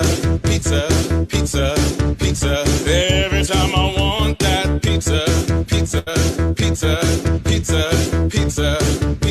I go to David's Pizza. All right. He should have his own pizza. Forget the moment for David. What's his name? I had to stretch that out because the next clip I'm about to show you, we're gonna need pizza. We're gonna need all types. We're gonna need a lot to break up this. A young man was in a car accident. He gets hit. Oh. His car gets hit. He goes to the ER complaining about a headache. The nurse says, I don't think that's a headache, that's a hangover. Cops then get involved. And I'm gonna let it go from there. I'm gonna let it go from there and watch this interaction. Dude, it's simple. We turn this on. Because I'm allergic to the police. What drugs are in your system? I ain't know no drugs. This is just going to show alcohol, but we'll get the blood test or we'll get a hair test. Taking no alcohol test. I don't even drink. We'll get some of that hair off your chinny chin chin, bro. We'll get some of that. We'll see what's in your system. Oh my God. I was hit by a car and you're sitting here questioning me about all That's a whole, all I know is you were involved in an accident, which lets us. But then find out the details because I didn't do anything. But if you're in an accident and you're belligerent with this nurse, then that tells us that there's something that's being hidden, right? So drugs, alcohol, what's going on? What's rolling through your system, bro? Nothing at all. Can you follow my finger? Like, are you coherent at all? Yes. Right, okay. Well, then we'll take this test. Again, I got a fresh. No, we're not. Can you keep that away from me? Is your car in the parking lot? It was hit by the other car, so it should be where. How'd you get here? Okay, drunky McDrunk pants, that's not what I asked. You could have had a little fender bender and drove yourself. She called them drunk pants. Yeah, I was she called them like, drunk pants. She's assuming it's that not a he's skit. drunk. This is real. This is real. Here, you don't have to be rude and belligerent with me right now. Okay, Smarty McSmarty. This is, hey, no. Smarty McSmarty? Hey, go hold up. That I was intoxicated. How many intoxicated people do you deal with all day? A lot, and that's why you are exhibiting a lot of those same behaviors. Excuse me, sir, without talking to you, I'm talking to the nurse. Then please, by all means, because we wouldn't have to be involved. Because now we're getting this test off you one way or another. Please, finish your conversation with her. Continue to show us how belligerent you are, because you can't even finish a conversation with her. No, we'll sit here and watch you. Have a conversation. That's not even show her the respect. I'm at the hospital. That has nothing to do with the medical. When you're talking to her, you're disrespectful, and then you want to say that you only want to talk to her? So do you want to talk to us or you want to talk to her? She should be. I just want to say I'm not an expert at much, but I'm an expert at being drunk. And I'm going to tell you right now, for you to sit up there and try and diagnose this guy who doesn't sound intoxicated in any way. He actually doesn't sound belligerent. He's actually keeping his composure more than most people would have kept their composure. Look at their body language. Drunk Look at or their sober. body language right there. The aggressors are you, but we'll continue. Checking me for a concussion. I told her I had a headache. She told me I had a hangover. That's not our problem. You don't have any life-threatening things. So how do you know? Because we can look you up and down. First of all, a concussion is a life-threatening thing. Yeah, he said we could look you up and down. That's how you check people out now?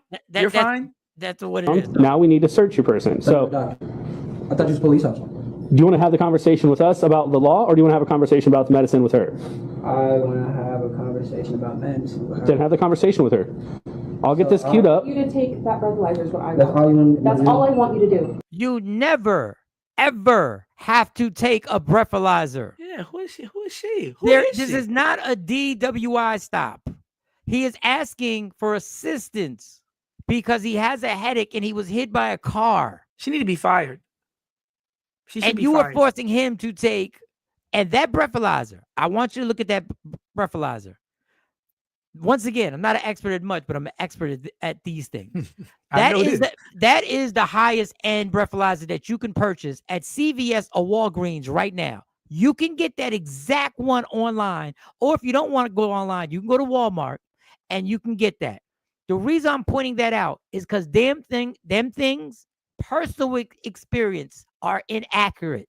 If you use them for more than a month, they will then begin to register either zeros or they will register you to have alcohol in your body when you don't. I've done it personally.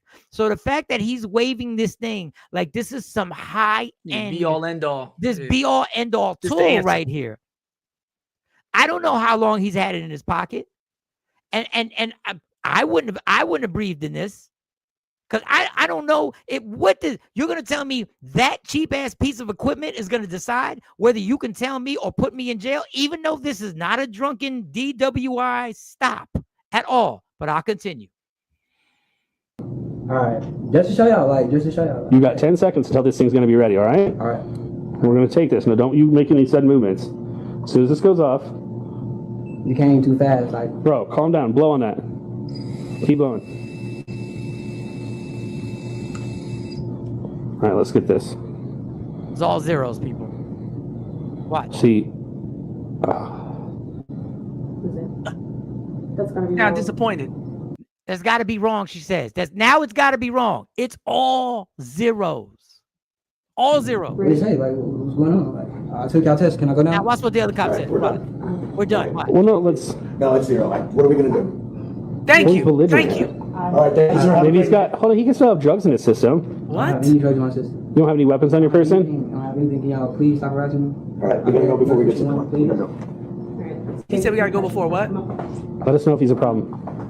Let us know if he's a problem. I don't know It's what in he his said. system. I don't have any drugs in my system. You don't have any weapons on your person? I don't have anything. Can y'all please stop harassing me? All right, we're gonna go before we get to the point. We're gonna go. All right, let's take a concussion test. Come up. Let us know if he's a problem. Let us know if he's a problem. So they can come put hands on him. You've been, and now this young man has to trust this person. Yeah, to with his now, health. I'd go to different hospitals. Something. Process me. I'm going to a different hospital. I've never experienced this in any ER. I've gone to some tremendous ERs that are amazing. I've gone to some shitty ones, but I want to shout out the ones that are tremendous. This woman decided that she was going to get the cops involved, even if he was intoxicated. Yeah, he had an accident. He's an accident. He had an accident. Your job is to take him, to test him, to see if there is a chance of a concussion. Because if he were to have gone home after concussion and gone to sleep, he may not wake up. Yeah, whether he had some drinks or not. Yeah. And the other cop was like, we did all we can. Basically, the other cop is like, we harassed them all we could. Yeah, he was trying to stay out of trouble. He's smart. He had a good partner. His partner kept him out of trouble. Do you have any weapons on you? What? You went from wanting to tell me I'm drunk to you tried every corny, every typical drugs, line. weapons, belligerent. No, I think we need to be more belligerent. So shout out to all the belligerent people out there. For the last couple of times I was asked for ID, I definitely said, have I been suspected of committing a crime? Am I in the process of committing a crime? Do you suspect me of committing a crime? I ran the whole audit act down. I'm not giving up any rights. I'm not cooperating. I'm not helping any investigations. Nope, not with it. I would have said, am I detained or I'm free to go? That's what he should have said right away. As soon as he walked up to him, he should have said, am I being detained? And if so, for what? What crime do you suspect me being committing? Reasonable, articulable suspicion. I would have asked for that. If he didn't have no RAS, I would have got it from that hospital and walked right out. If you can't physically hold me right here because you suspect I committed a crime, because a hangover is not a crime. If all she said was you got a hangover, I would have said, I would have walked out before the cops even got there. I'm not going to get the right care here. I'll get an Uber. Drive me to the hospital. They all determined to find a way to get him. They were all determined. Let us know if he's a problem. Translation, we need a reason to hurt him. No, let us know if he's a problem. So him being a problem now is based on her judgment. So let's just say he decided, I'm out of here. Let's just say he took your advice. You know what? I don't need your advice. No, we have now. So be like, we have a responsibility to check you, and we can't. And now you're a problem. Mm-hmm. These are the type of folks that create the false narrative and suspicions. The major lies detected. They need to find out who that is. I hope people, I hope the internet does what the internet does best. Find out who that woman is and make sure her supervisors and whatever hospital that is. Because I would sue that hospital and sue that nurse and try to sue those officers and try to get their qualified immunity removed. Because I'm all about cameras and lawsuits. And the crazy thing is that now when you get stopped, you literally have to be a lawyer now. Oh, yeah. And you got to balance how much of that you want to use because you still want to be alive. You might be right, but it might not be time to tell anybody. You might have to wait till you get to court. You don't want to argue at the side of the road. Oh my God. Exactly. No, I've been saying for a long time. I knew who said that. I think he said it to us on the air. Prodigy. When Prodigy was going through his whole conspiracy theory, he was learning all this knowledge about the way the government works, and he's making songs about the Illuminati. He did say that on the air. He said when he got arrested, all they wanted to know was whether he had something on 50 Cent. He said he got arrested. He said they didn't care about me. He said they told him if you can give us something on 50, we'll let you go. Which shows you This isn't even about the crime. This is just us trying to do more stuff. He said that's why we need to invest in surveillance. Because that is what the New York, there was the hip hop cops. We interviewed the hip hop cops on Jonesy when I was now. We interviewed one of the guys who wrote books about it afterwards. Why did they detain? They didn't detain him. He got hit by a car. He went to the emergency room, and the nurse wanted him to take a breathalyzer. The same breathalyzer that you can get at Walmart and everywhere and online. I had a few of them. I know what the cheap ones are. I know that's the high end one, that black one. I know it very well. I would love to hear that 911 call. I would love to hear what she said to even get the cops to show up. Like, so what? You think you get a hangover? Now what? Like, what's the crime? Why are we getting asked to show up? You know, because they should clarify. Yeah, why are you wasting their time? Is he being violent? Is he, is he harming anybody? Like, is he like what? Why are we showing up? Before I deploy these officers, before I send them out to go check, like, you're just saying something regular. Like, a man is here and he might be telling a lie. So if he is drunk. Yeah, people can lie. And then people lie about being drunk all the time. Then she said, well, then she was trying to get him arrested by saying, how'd you get here? So they can get him on a DUI. Yeah, is your car in the parking lot? That way they can ID him. Parking lot. Man. Because they get drunk driving. Yep, yeah, I did peep that. She was trying to be a detective. We need Jones barbecue and foot massage. Jones barbecue and foot massage. Better come down here, get some of this shit. You like to eat. America loves to eat. Ooh, that chicken look crazy. Just to lighten things up, I'll tell you. When I was told when I made my last job in Dallas, basically they were like, I was valuable to the show, so they were trying everything to keep me there. So the owner was like, I was his asset. They never had #1 ratings after I left. They never got #1 bonus checks after I left. That's a fact. Oh, dang. That's a fact. My bonus check was $25,000. So I know, I can only imagine what others in that room were making off of the bonus checks if I was getting $20,000 to $25,000 for a #1 bonus. But that's neither here nor there. I'm going back to this, people trying to catch you on DUI. This is just to lighten the mood up. So we decided to meet at the rehab. They said, we're going to pay for the rehab. You're going to go to rehab for 3 months. You're going to come back out. We're going to pay for the rehab. I'm like, damn. I said, when? They said, you're going to go tomorrow. And what time? They said 12 noon. I said, shit, 12 noon. The bar opens at 11. This is my thinking process. The bar opens at 11. The liquor store opens at 10. I said, oh, I got to get it in. So and I'm not proud of this, y'all. I'm just telling you a story to lighten up Father's Day weekend. Just tell you the story. Not the rehab pregame. Not the rehab. He said, okay, it gives him time. So I left, went to the liquor store that day, like boom, boom, boom.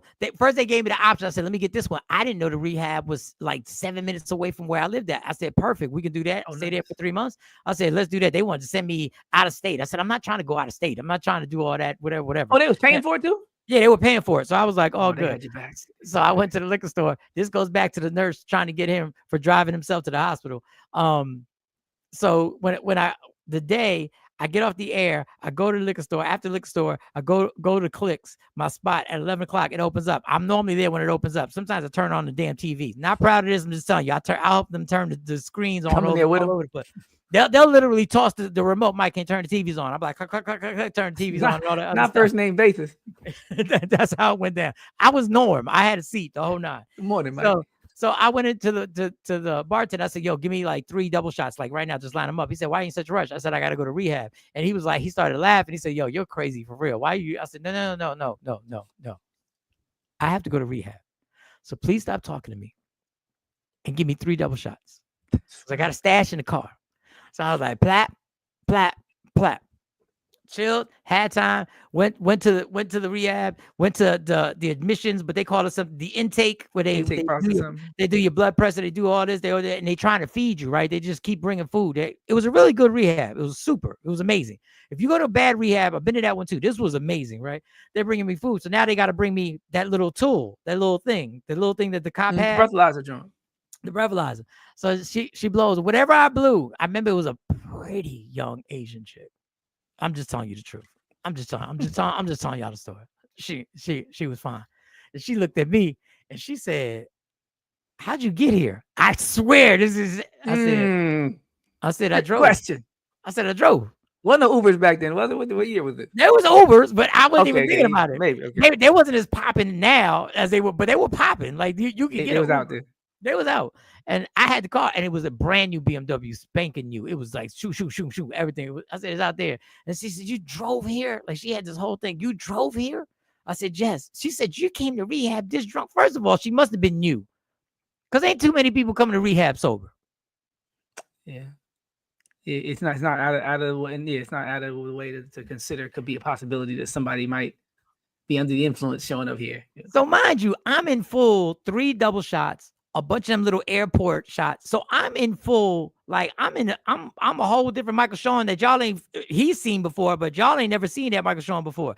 So I was like, she kept saying, I can't believe you're drunk. I said, ain't y'all supposed to fix me? I said, I came here to get fixed. Like, when I take my car to the mechanic, I don't try and fix the transmission before I bring it in. It's broke. And I started eating my chicken parm again because it was chicken. It was chicken parm. But that being said, this nurse, if you're a nurse in the emergency room, you supposedly supposed to have seen it all. Has seen it all. And your job is to, you know how you said the Marines were apolitical, how the people in the military were apolitical? Yeah, keep it moving. Yeah. As a nurse, you're supposed to be, yeah, I don't know what the word, not apolitical, but acircumstantial. I don't know. No, I got you though. Yeah, listen and don't judge. Treat and don't judge. Yeah, treat and don't judge. I don't care if he comes in with the syringe hanging from his arm. You're supposed to still treat him. Yeah. You're right though. You're not supposed to try to figure out what happened. That's not you're not a private investigator. You're the nurse. Stop the bleeding. Like you said, fix the problem. Yeah, give me some treatment. Yeah. You went to rehab drunk. Who don't go? Who don't? My question is why? Yeah, so a lot of people been to rehab high. Yeah, because a lot of times the family takes people, especially for the younger people. They're damn near in a coma or something. The family says this is the last draw, and they'll take them there physically, or they'll have people come and physically, basically detain the child and be like, "This is the only way you're gonna go." And they'll be on both sides of you in a car, and you'll be in the middle and riding up to the mountains, like episode of Raising Kanan. Like people will do that. Yes. You're not expected to be clean when you get there. And then so when I get there and I go through all that, the place had an indoor pool. When I'm walking, they're walking into my room, right? I didn't know how bad I was. I got a picture of it. I didn't know how bad a shape I really was. You know you feel a certain type of way, but you don't really know how bad you look until you see the pictures. And then other people who are in rehab start talking to you like a few weeks later on, nobody wanted to be your roommate when you walked in, right? Everybody was like, hope he don't come to my room. Hope he don't come. Hold up. So I go walk by the pool and I'm sitting there like, this is nice. And I'm like, okay. I look outside, I see basketball courts and they're taking me to the withdrawal part where they got to go. You go up the steps, it's all nice and everything like that. And they've already taken blood pressure. They've taken blood work. They've done all this stuff. And then you go upstairs and then it's like the 3rd floor. And it looks like a real fancy hotel. Like the rooms look like a real fancy hotel. So I'm walking. And then I put my stuff down and then they tell me you have to get medicated. Now we have to medicate you. You have to get your medication now because you're about to go through a serious withdrawal. You're good now. I got you. But when this gets out your system, it's going to be some work that's going to happen. And I had been through it before. I've done it myself before, but I was never at this state. So I go back and they take me to get my meds. And it's like a weird movie. It's this African dude. He's huge. He's like a big dude, but I'm just giving you the description. He's super flamboyantly gay, but he's huge. There's not going to be no jokes because he would rip my head off. And he's like, I can't do an African accent. Also, I would do this on stage. But he's like, we're going to give you your meds. But he's flamboyant and he don't care. He's like this. He don't care. He gives me these cups of pills, right? And I take the pills and Fearless, within 4 minutes, I have never felt this good in my life. That's how people stay on them. I took these pills, and as I'm walking to the room, I had to stop. And once again, I'm still in drunk mode. I'm like, if I would have had access to this, I would have never drunk any liquor. Forget the bar. And I just floated. I just floated to the room. And I think I slept for like 2 days and, sweats and all that other good stuff, all that lovely stuff. And then they would come and check on you. I don't know why I told you that story. I just wanted to share a story with y'all. That's all. I just wanted to light the situation. Yeah, up. but this nurse didn't see none of that, and she This went nurse so didn't hard see to- none of that. This nurse is Jones barbecue and foot massage. Jones barbecue and foot massage. Better come down here, get some of this shit. You like to eat. facts on facts. All right, let me get to these comments. And Coco said, I understand, Asha, but I don't know what the interaction was before what we watch. We're only watching a little bit of the whole thing. But that little bit still showed a lot of unprofessionalism. I get what you're saying, Coco. And it's happy Father's, you're a father. Happy Father's Day. I get what you're saying. I understand, but you don't see nothing wrong. You don't see nothing wrong with this interaction right here. Dude, it's simple. We turn this on. Nah, I'm allergic to the police. What drugs are in your system? This is just going to show alcohol, but we'll get the blood test or we'll get a hair test. Taking an alcohol test. I don't even drink. We'll get some of that hair off your chinny chin chin, bro. We'll get some of that. We'll see what's in your system. Oh my God, I was hit by a car, and you're sitting here questioning me about all That's a whole. All I know is you were involved in an accident, which is us. Wasn't find out the details because I didn't do anything. But if you're in an accident, you're belligerent with this nurse, then that tells us that there's something that's being hidden, right? So drugs, alcohol. What's going on? What's rolling through your system, bro? Nothing at all. Can you follow my finger? Like, are you coherent at all? Yes. Right. Okay. Well, then we'll take this test. Again, I got a fresh. No, we're not. Can you keep that away from me? Is your car in the parking lot? It was hit by the other car, so it should be where. How'd you get Okay, here? drunky McDrunk pants, that's not what I asked. You could have had a little fender bender and drove yourself here. You don't have to be rude and belligerent with me right now. Okay, smarty McSmarty. This is no. There's no call for that. You are a nurse. You should have knew that I was intoxicated when I came in. How many intoxicated people do you deal with all day? A lot, and that's why you are exhibiting a lot of those. Wait, what? Did you say wait? When I saw something different. When she called him Drunky McDrunk, the cop didn't intervene. When he responds in kind and says Smarty McSmart, the cop intervenes and says, hey, we don't need that. What the F is going on? You got to get out of it. Literally, like the movie Get Out. You could have had a little fender bender. Hey, there it is. Here it is. Yeah. It was hit by the other car, so it should be where. How'd you get Okay, here? drunky McDrunk pants, that's not what I asked. You could have had a little fender bender and drove yourself here. You don't have to be rude and belligerent with me right now. Okay, smarty McSmarty. This is no. There's no call for that. You are a nurse. No call for that. That I wasn't intoxicated when I came in. How many intoxicated people do you deal with all day? A lot, and that's why you are exhibiting a lot of those same behaviors. Excuse me, sir. Without talking to you, I'm talking to the nurse. What behaviors is he exhibiting other than actually standing up for himself when he's being surrounded He's really by not being rude and belligerent. Until he made the joke, he wasn't rude and belligerent. The only thing rude was the joke, but she made the same joke to him. So really, that's not even rude. It's like self-defense. It's not being violent. Like, you're not being rude if you're responding the way somebody just responded to you.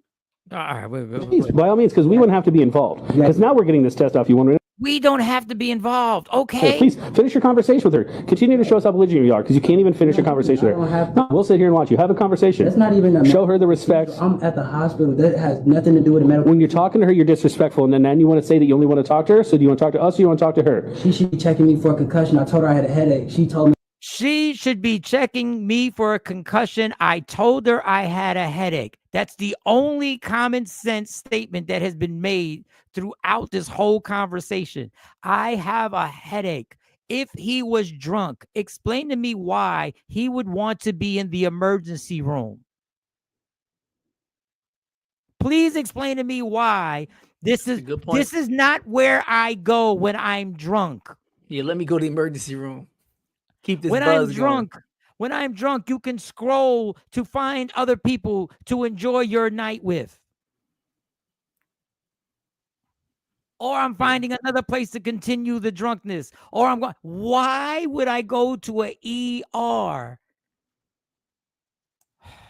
After the party, it's the emergency That's not our room. problem. You don't have any life-threatening things. So how do you know? Because we can look you up and down. Now we need to search your person. So I thought you was a police officer. Do you want to have the conversation with us about the law, or do you want to have a conversation about the medicine with her? He said now we need to search your person. Then have the conversation with her. I'll get this queued up. You to take that breathalyzer is what I That's want. all you want. That's all I want you to do. All right, just to show y'all, Why does she get demands when you're the nurse? That's all I want you to do. Complaining? Who cares what you want him to do? Let me see if they ID'd her so far on the internet. I'm trying to see if they can get her name out there. You got 10 seconds until this thing's going to be ready, all right? All right. We're going to take this. Now, don't you make any sudden movements. As soon as this goes off. You came too fast. Like, bro, calm down. Blow on that. Keep blowing. right, let's get this. Then he feels defeated. See, That's gotta be wrong. What do you say? Like, what's going on? Like, I took y'all test. Can I go now? All right, we're done. All right. well, no, let's. Now let's zero. What are we gonna do? Well, he's belligerent. All right, thank He's you. belligerent. Hold on, he can still have drugs in his system. I don't have any drugs in my system. You don't have any weapons on your person? I don't have anything. Can y'all please stop harassing me? All right, we're gonna go before we get to the point. Please. We're gonna go. Alright, let's take a concussion test. Come up. Let us know if he's a problem. Jesus Christ. I would not have went back there with that nurse. That was like a scene from Get Out. I would not have, like, we got to value ourselves a little differently. I'm glad he spoke up for himself, but at some point you got to not put yourself in situations, like you said, if somebody's going to have impact on my health and they don't trust or respect me, I got to go somewhere else. Yeah, he said, calm down. That's a good one, too. Don't make any sudden movements. He did all the cliches. Don't make any sudden movements. Calm down. We're going to search your person. Do you have any weapons? Do you have any drugs? Like, come on, man. No, he was he was a bad movie cop. If the aggressor is white, the aggressor is right. My dad would say all the time. Listen, happy Father's Day, man. Happy Father's Day. That guy might be a father, too. Yeah, but these institutions aren't, you know, when the what would the KRS One say? You were put here to protect us, but who protects us from you? Every time you say that's illegal, doesn't mean that it's true. And it's a pressing question because they're supposed to be the ones who are keeping us away from all the chaos and the rapists and the murders and the gun violence. The police are the ones who are the buffer and the barrier between us and criminality. And if the police are acting towards us like criminals, you can imagine how people's outlook on the world and themselves and their potential and their safety is totally decimated from a young age. Like once the cops harass you, that's like when the priests molest people. You're supposed to be the main one that's moral, showing me the way and connecting me to God. If you start touching on people, it totally destroys the trust and respect in people psychologically. Same thing with police. They don't look at it the same way, but the same type of childhood trauma. If the protector becomes the abuser, it destroys people. It destroys people. You're one of the good protectors. And to the nurse. This goes directly to the nurse. To the nurse. I'm going directly to you. Fucking friends hate your bitches.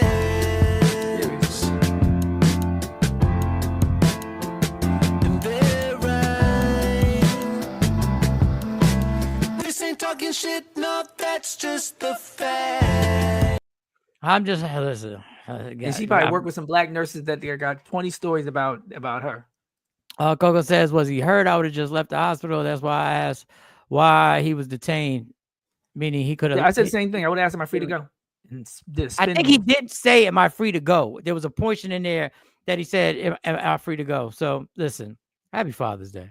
I enjoy your Father's Day weekend. I have a question. I don't know if y'all want to play today. Do y'all want to play? So Father's Day is Sunday. My co-parent's birthday, Stacy, her birthday is Sunday. And I called her a hater. I said, how dare you be born on that day? You couldn't just wait a day. You couldn't just wait till Monday or wait till Saturday. You were born. So I'm thinking to myself, because you couldn't just could have hung out for another few hours. You couldn't just hung out. You had to push your way out of there. He was in an accident with a concussion systems, got zero help. So my question is, should I call her and wish her an early happy birthday on the show? Should I call my co-parent? Definitely. I'm always with moves that de-escalate situations, keep people out of trouble, and there's nothing to de-escalate. Me. No, I'm saying in general though, like I always stay out the way. At the AARP age. Let me see if she's gonna answer. Let me see if she's gonna. Do y'all tell me? Hit the line up. Hit these comments up if y'all want to play. If y'all want to play, I think it's the best thing for the children all the time. No matter, even if it's good, keep it good, and if it can get better, keep it, appreciative. The better it is between the parents, the better it is for the children. Better it is for the children. Because I think it's a little hate right there. I think it's a little hate. Why you gotta let's see. Let's see if we can let's see if she answers the phone. Calling my co-parent right now. See. She's at work, so she may not answer the phone. And this is a busy time too. Hello. Co-parenter, Stacy, how are you? Yes, I'm good. All right. Even though you're a hater, I wanted to wish you a happy birthday and a happy birthday weekend on the show, live on the show. I wanted to wish you a happy birthday. You wishing me happy birthday today? Yeah, your birthday Sunday. Oh, okay. I was about to say, because you normally get it wrong. But you're wishing me a early birthday. Got it. I caught on. I'm a little slow. Okay. Thank you. Appreciate it. Thank you so much.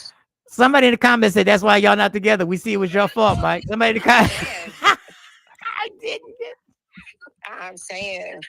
I was trying. I didn't say it. I was trying to give you the birthday early. I was trying to give you your birthday early. No, you gave me a birthday today because you probably thought today was my birthday. No, I But know it's it. okay. No, because no. This is how I have. No, I have. No. I have proof because the whole thing is I said you were a hater for being born on Father's Day. I did Yeah, my but whole. that's the only reason you know that it's my birthday because it's on Father's Day. Any other You see, year, you would think it's like the 12th or the 13th or the 14th or the 17th or the 18th. Yeah. You see. It's okay, but thank you. All right. I appreciate it. I do. All right. Well, you sound busy, so go back to work. Thank you. All right. You're welcome. Bye-bye. Bye. Bye-bye. Bye. That's why I'm single. Cause see the bullshit. Do you see the bullshit? Move the goalpost. Because first it was you didn't know. Then it was the only reason you knew. Yeah, I did peep that though. I did peep that. I did. Well, a good wingman knows when to stay quiet, but I did peep that. You know. Do you talking when she leaves? But I'm like, do you see? Do you she see? was like, you didn't know. You thought it was today. Then a minute later, she's like, well, the only reason you knew. She mine. What is you talking about? You ain't gonna win this one.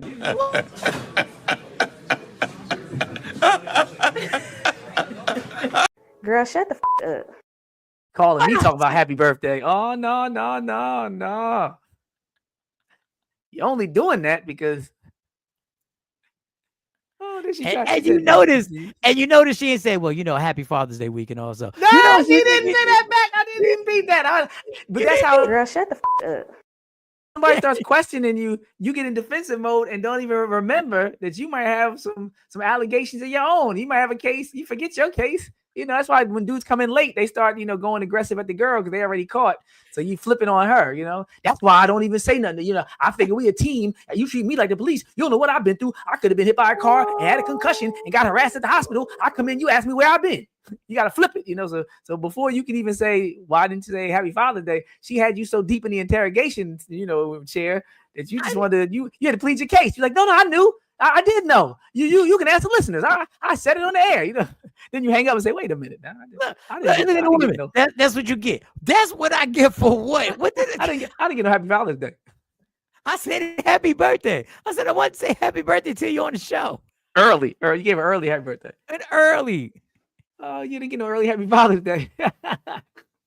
This is what I'm talking. She don't. You got interrogated. You got accused. You got aired out. That's life. Happy Father's Day, fathers. They go over late. There you go. There it is. That's what it means to be a father. You keep doing it. It's a thankless job, but somebody got to do it. It's us. It's us. I think I like that nurse more than her right now. Happy Father's Day, Mike. She was being belligerent, Mike. You should have said that. You should have said, "Why are you being belligerent with me? Why are you being belligerent? Belligerent with me?"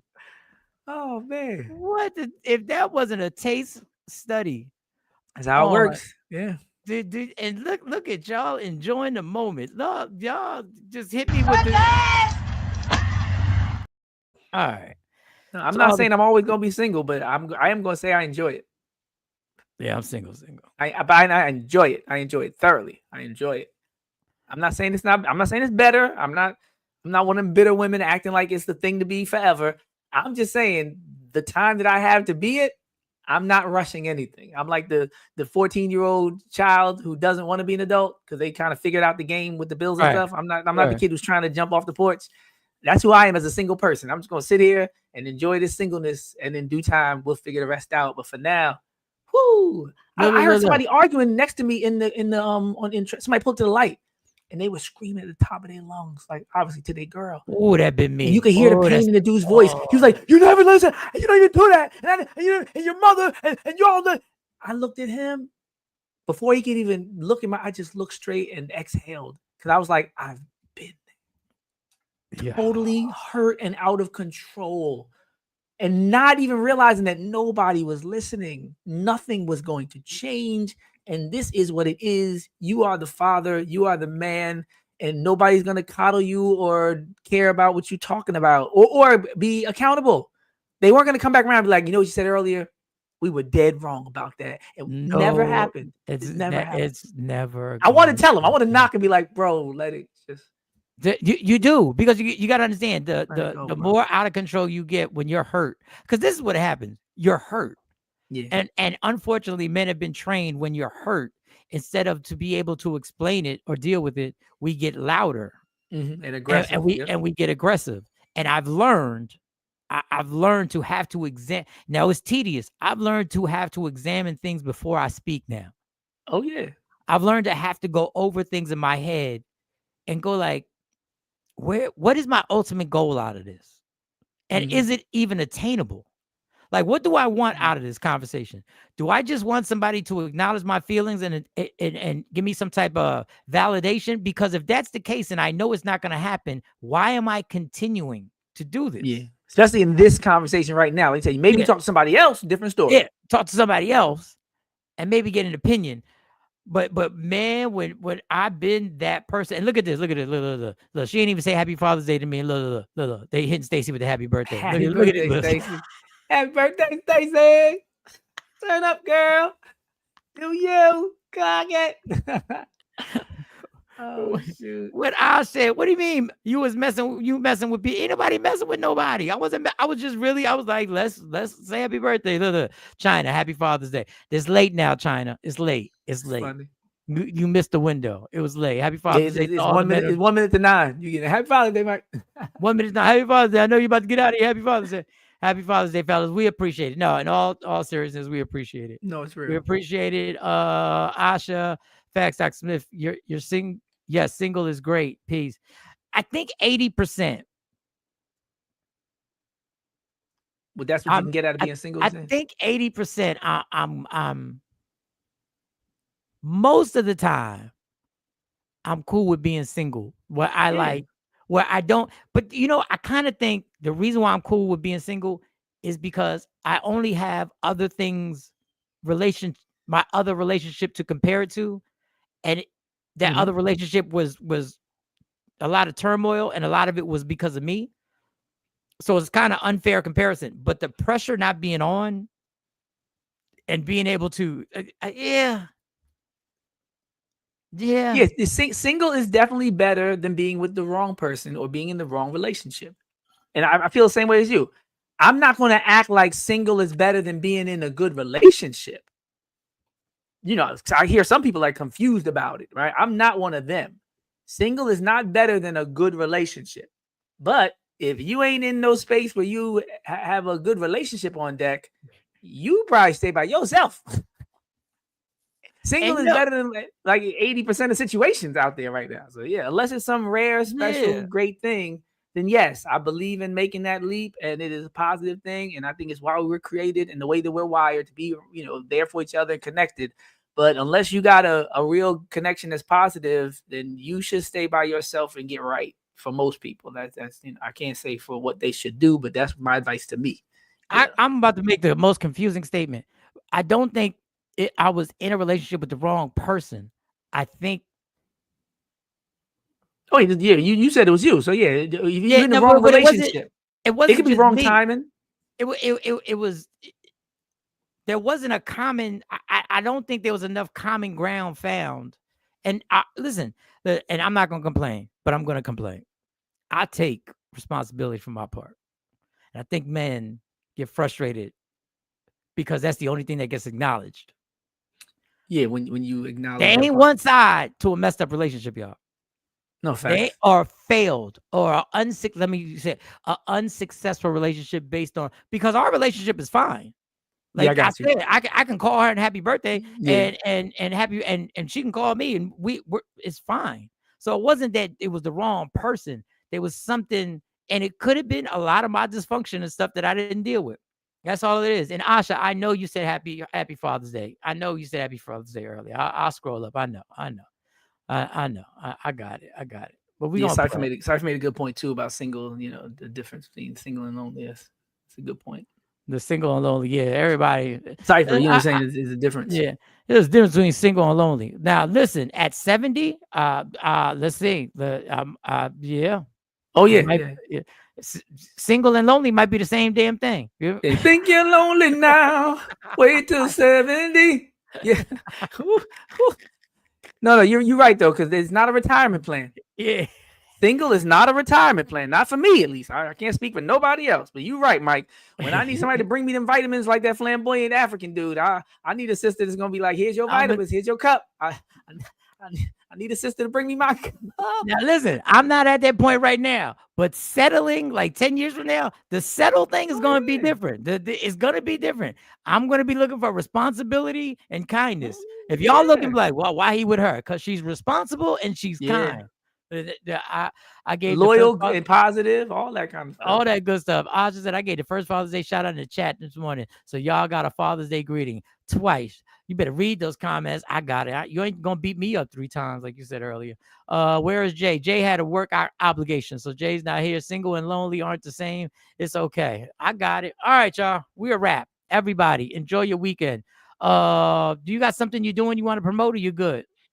I'm doing not to promote, but I will share that I'm doing the commencement in a couple hours for an alternative school. I'll be at Zion Baptist Church at 1:00, and I can relate, because I didn't always have the best grades. I wasn't in an alternative school, but yeah, I always want to let people know. It's like we said today.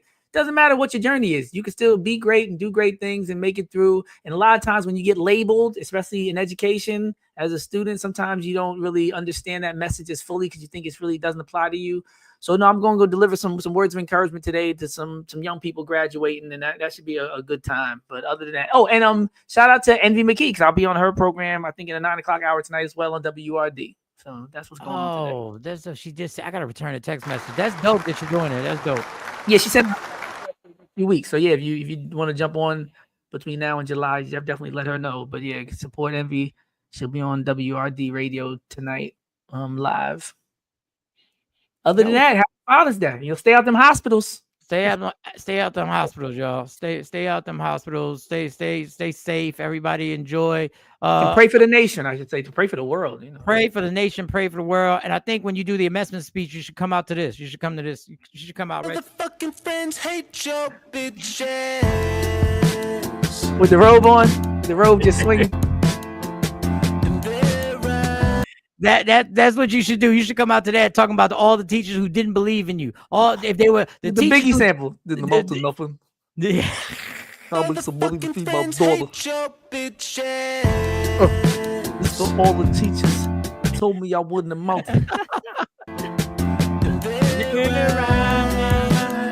All right, we're gone.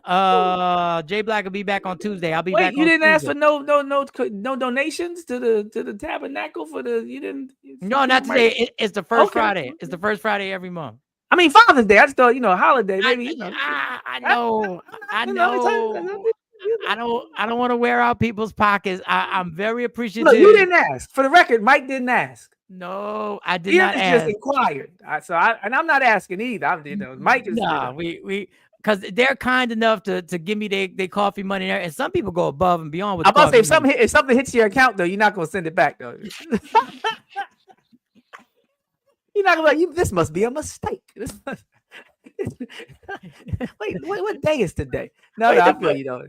The funny thing is, at 11 o'clock, I got an appointment with my bankruptcy lawyer because we got to fill out. We got to do this reaffirmation restructuring or something. No, something where the bills that I'm still gonna pay my car, because my car, I had to put that in there. But you got to sign paper saying no, but I'm not giving the car. I'm gonna keep paying the car, so don't worry. Got you. You guys are good, so I got to sign that. I mean, y'all ain't gotta give nothing. Y'all ain't gotta give that.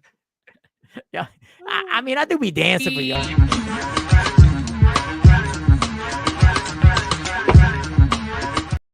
They be sharing personal stories and shit like, but it's the first Friday. No, it's good. It's good. You're right. First Friday every. Come on, the first Friday every. Come on, man. It's good. What are you doing? You gonna upset the?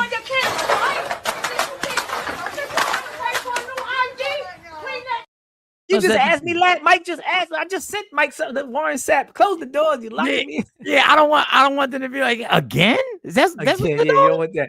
You don't want that. But you know what is dope though? Seriously, the fact that this is, I'm looking at the comments, the fact that this is so grassroots, so organic and so early stages, the day when you're really shouting people out from a podium, or the day when you're like really discussing some show that got greenlit, this is going to be like a crazy part of the journey, because these people were really part of the show every day. So it's a beautiful journey, and I'm so thankful that people are in early, and like you said, riding with you, because soon enough things are gonna, like they said, we're expecting an escalation, a ramping up, like the Marine said. So the takeover is expecting some escalation and ramping up. But no, you can't forget these people, the people in the chat now, the people who donated. Like, this is real. These people, you got a grassroots following. These people, I'm glad, and what you said is what I've always kept in my mind. These people with me going through withdrawal, coming out of jail, going through. I was doing this show when all the turmoil was going on. Wow. Like I was going through this, and y'all got me through these mornings, and y'all distracted me. And even when, like I always say, when I'm on stage, I can either make you forget about your problems or make you laugh at your problems. And that's what y'all did. So, hey, first Friday. Yeah, we giving it y'all this time. We give it y'all. Give y'all flowers. Yeah, stop it. When is the first Friday? Hold on, when is the first Friday? No, but that's real, because you need people that's gonna stick with you, to even despite yourself, to make sure you can be the best self you could be. Like, that's real. So yeah, these shout people out to came everybody out to comedy shows. It would be. How about the first Friday is July 4th? Ain't that about a bitch? Oh, that's what's up. See, well, yeah, no rushing it. Like you said, it's about to be a big deal party. We're gonna turn it up in a minute. So we might have to do it July. Is anybody gonna watch the show on July 4th? Of course, in the morning. The festivities are later. Ain't nobody barbecuing at 7 in the morning. Nah, Why? Jay Black. That's the way to get the day started. Jay Black. And if you are up that early, turn us on and go out back, and if you sauteing or getting something ready. Mark my words. I'm going to tell Jay Black on this show. This is documented. Mark my words when I say July 4th. What you were all positive. Yeah, they're gonna watch him say, we gotta take the day off. Watch. No, they should log on and click on and show their food setup and everything. Let us know what y'all doing for the holiday. Like, Jay's gonna want July 4th. Jay's gonna want July 4th. Let me write this down. Question. I would rather 20 to 100 people that'll ride with me on July 4th than 1 million people that'll leave the second that Not Like Us drops. Like, I'd rather just a handful of real supporters than 1 million fair weather fake fans, right? To bring it back to the whole Drake conversation. People don't know the value of that. So no, you got some real ones. So forget those people who just gonna catch, clout chase and jump on the wave when you get more famous. Wow. This is what it's really about. Oh, let me get these last ones. What is these last comments? Then I'm really gonna get out of here. Coco said he was at the hospital. Very good. So I'll keep the nurse in check. Good. I'll send coffee money. Thank you. But you don't have to, Ashley Newman, because I know you always support. No pressure. Ms. Parker, love y'all. I mean it. Love you back, and we mean it also. Ashley, you help me smile after the boys. Well, that is the biggest compliment that I will ever have, and you're always in our prayers. Ooh, goodness gracious, you ain't gonna get me to water up in here. Ash, thank you. Lady Q, he absolutely gonna say he's off on July 4th. Lady Q, no. She know he gonna say. Already know. We might be fireworks. I gotta do this. I'm on the grill. I'm the one on the grill. I got it. I'm writing it down right now. Question about July 4th for Jay Black. That's the first Friday. I'm telling you, he's gonna say welcome back question on Monday. He's gonna say we need on Tuesday. He's gonna say we need to move the first Friday to first Thursday, because ain't nobody going. Come on, it's July 4th. We are celebrating to do whatever. Sorry to hear that, Ashley Newman. Ashley Newman, we are definitely sorry to hear that, and I'm so thankful that we could be a little part to help you smile in real life. All right, I'm going to work. Y'all, I love this crew. All right, I'm gonna stop saying how much I love you, because at a certain point. It's too much. But I gotta break that up. That was too emotional. It's a gabillion good coochies out here. I gotta break that up. I gotta break that up. How many? Yeah. Some coochies got Cadillac converters in it. Yeah, some coochies got Cadillac converters. Love me for who I am, not who you want me to be. I can never be that. Understand there's only one thing in life that's guaranteed. It will end. So enjoy every minute, every second. You fight for everything in your life. Fight for your happiness. Never let anyone, any circumstance take it from you, because God got you. God got you. God got you. Michael Sean, Fearless, Sexy Mo, J Black, C Chung, Amani, Financial Rebel, the whole crew. Go to wokeupinspired.com. Get that merch.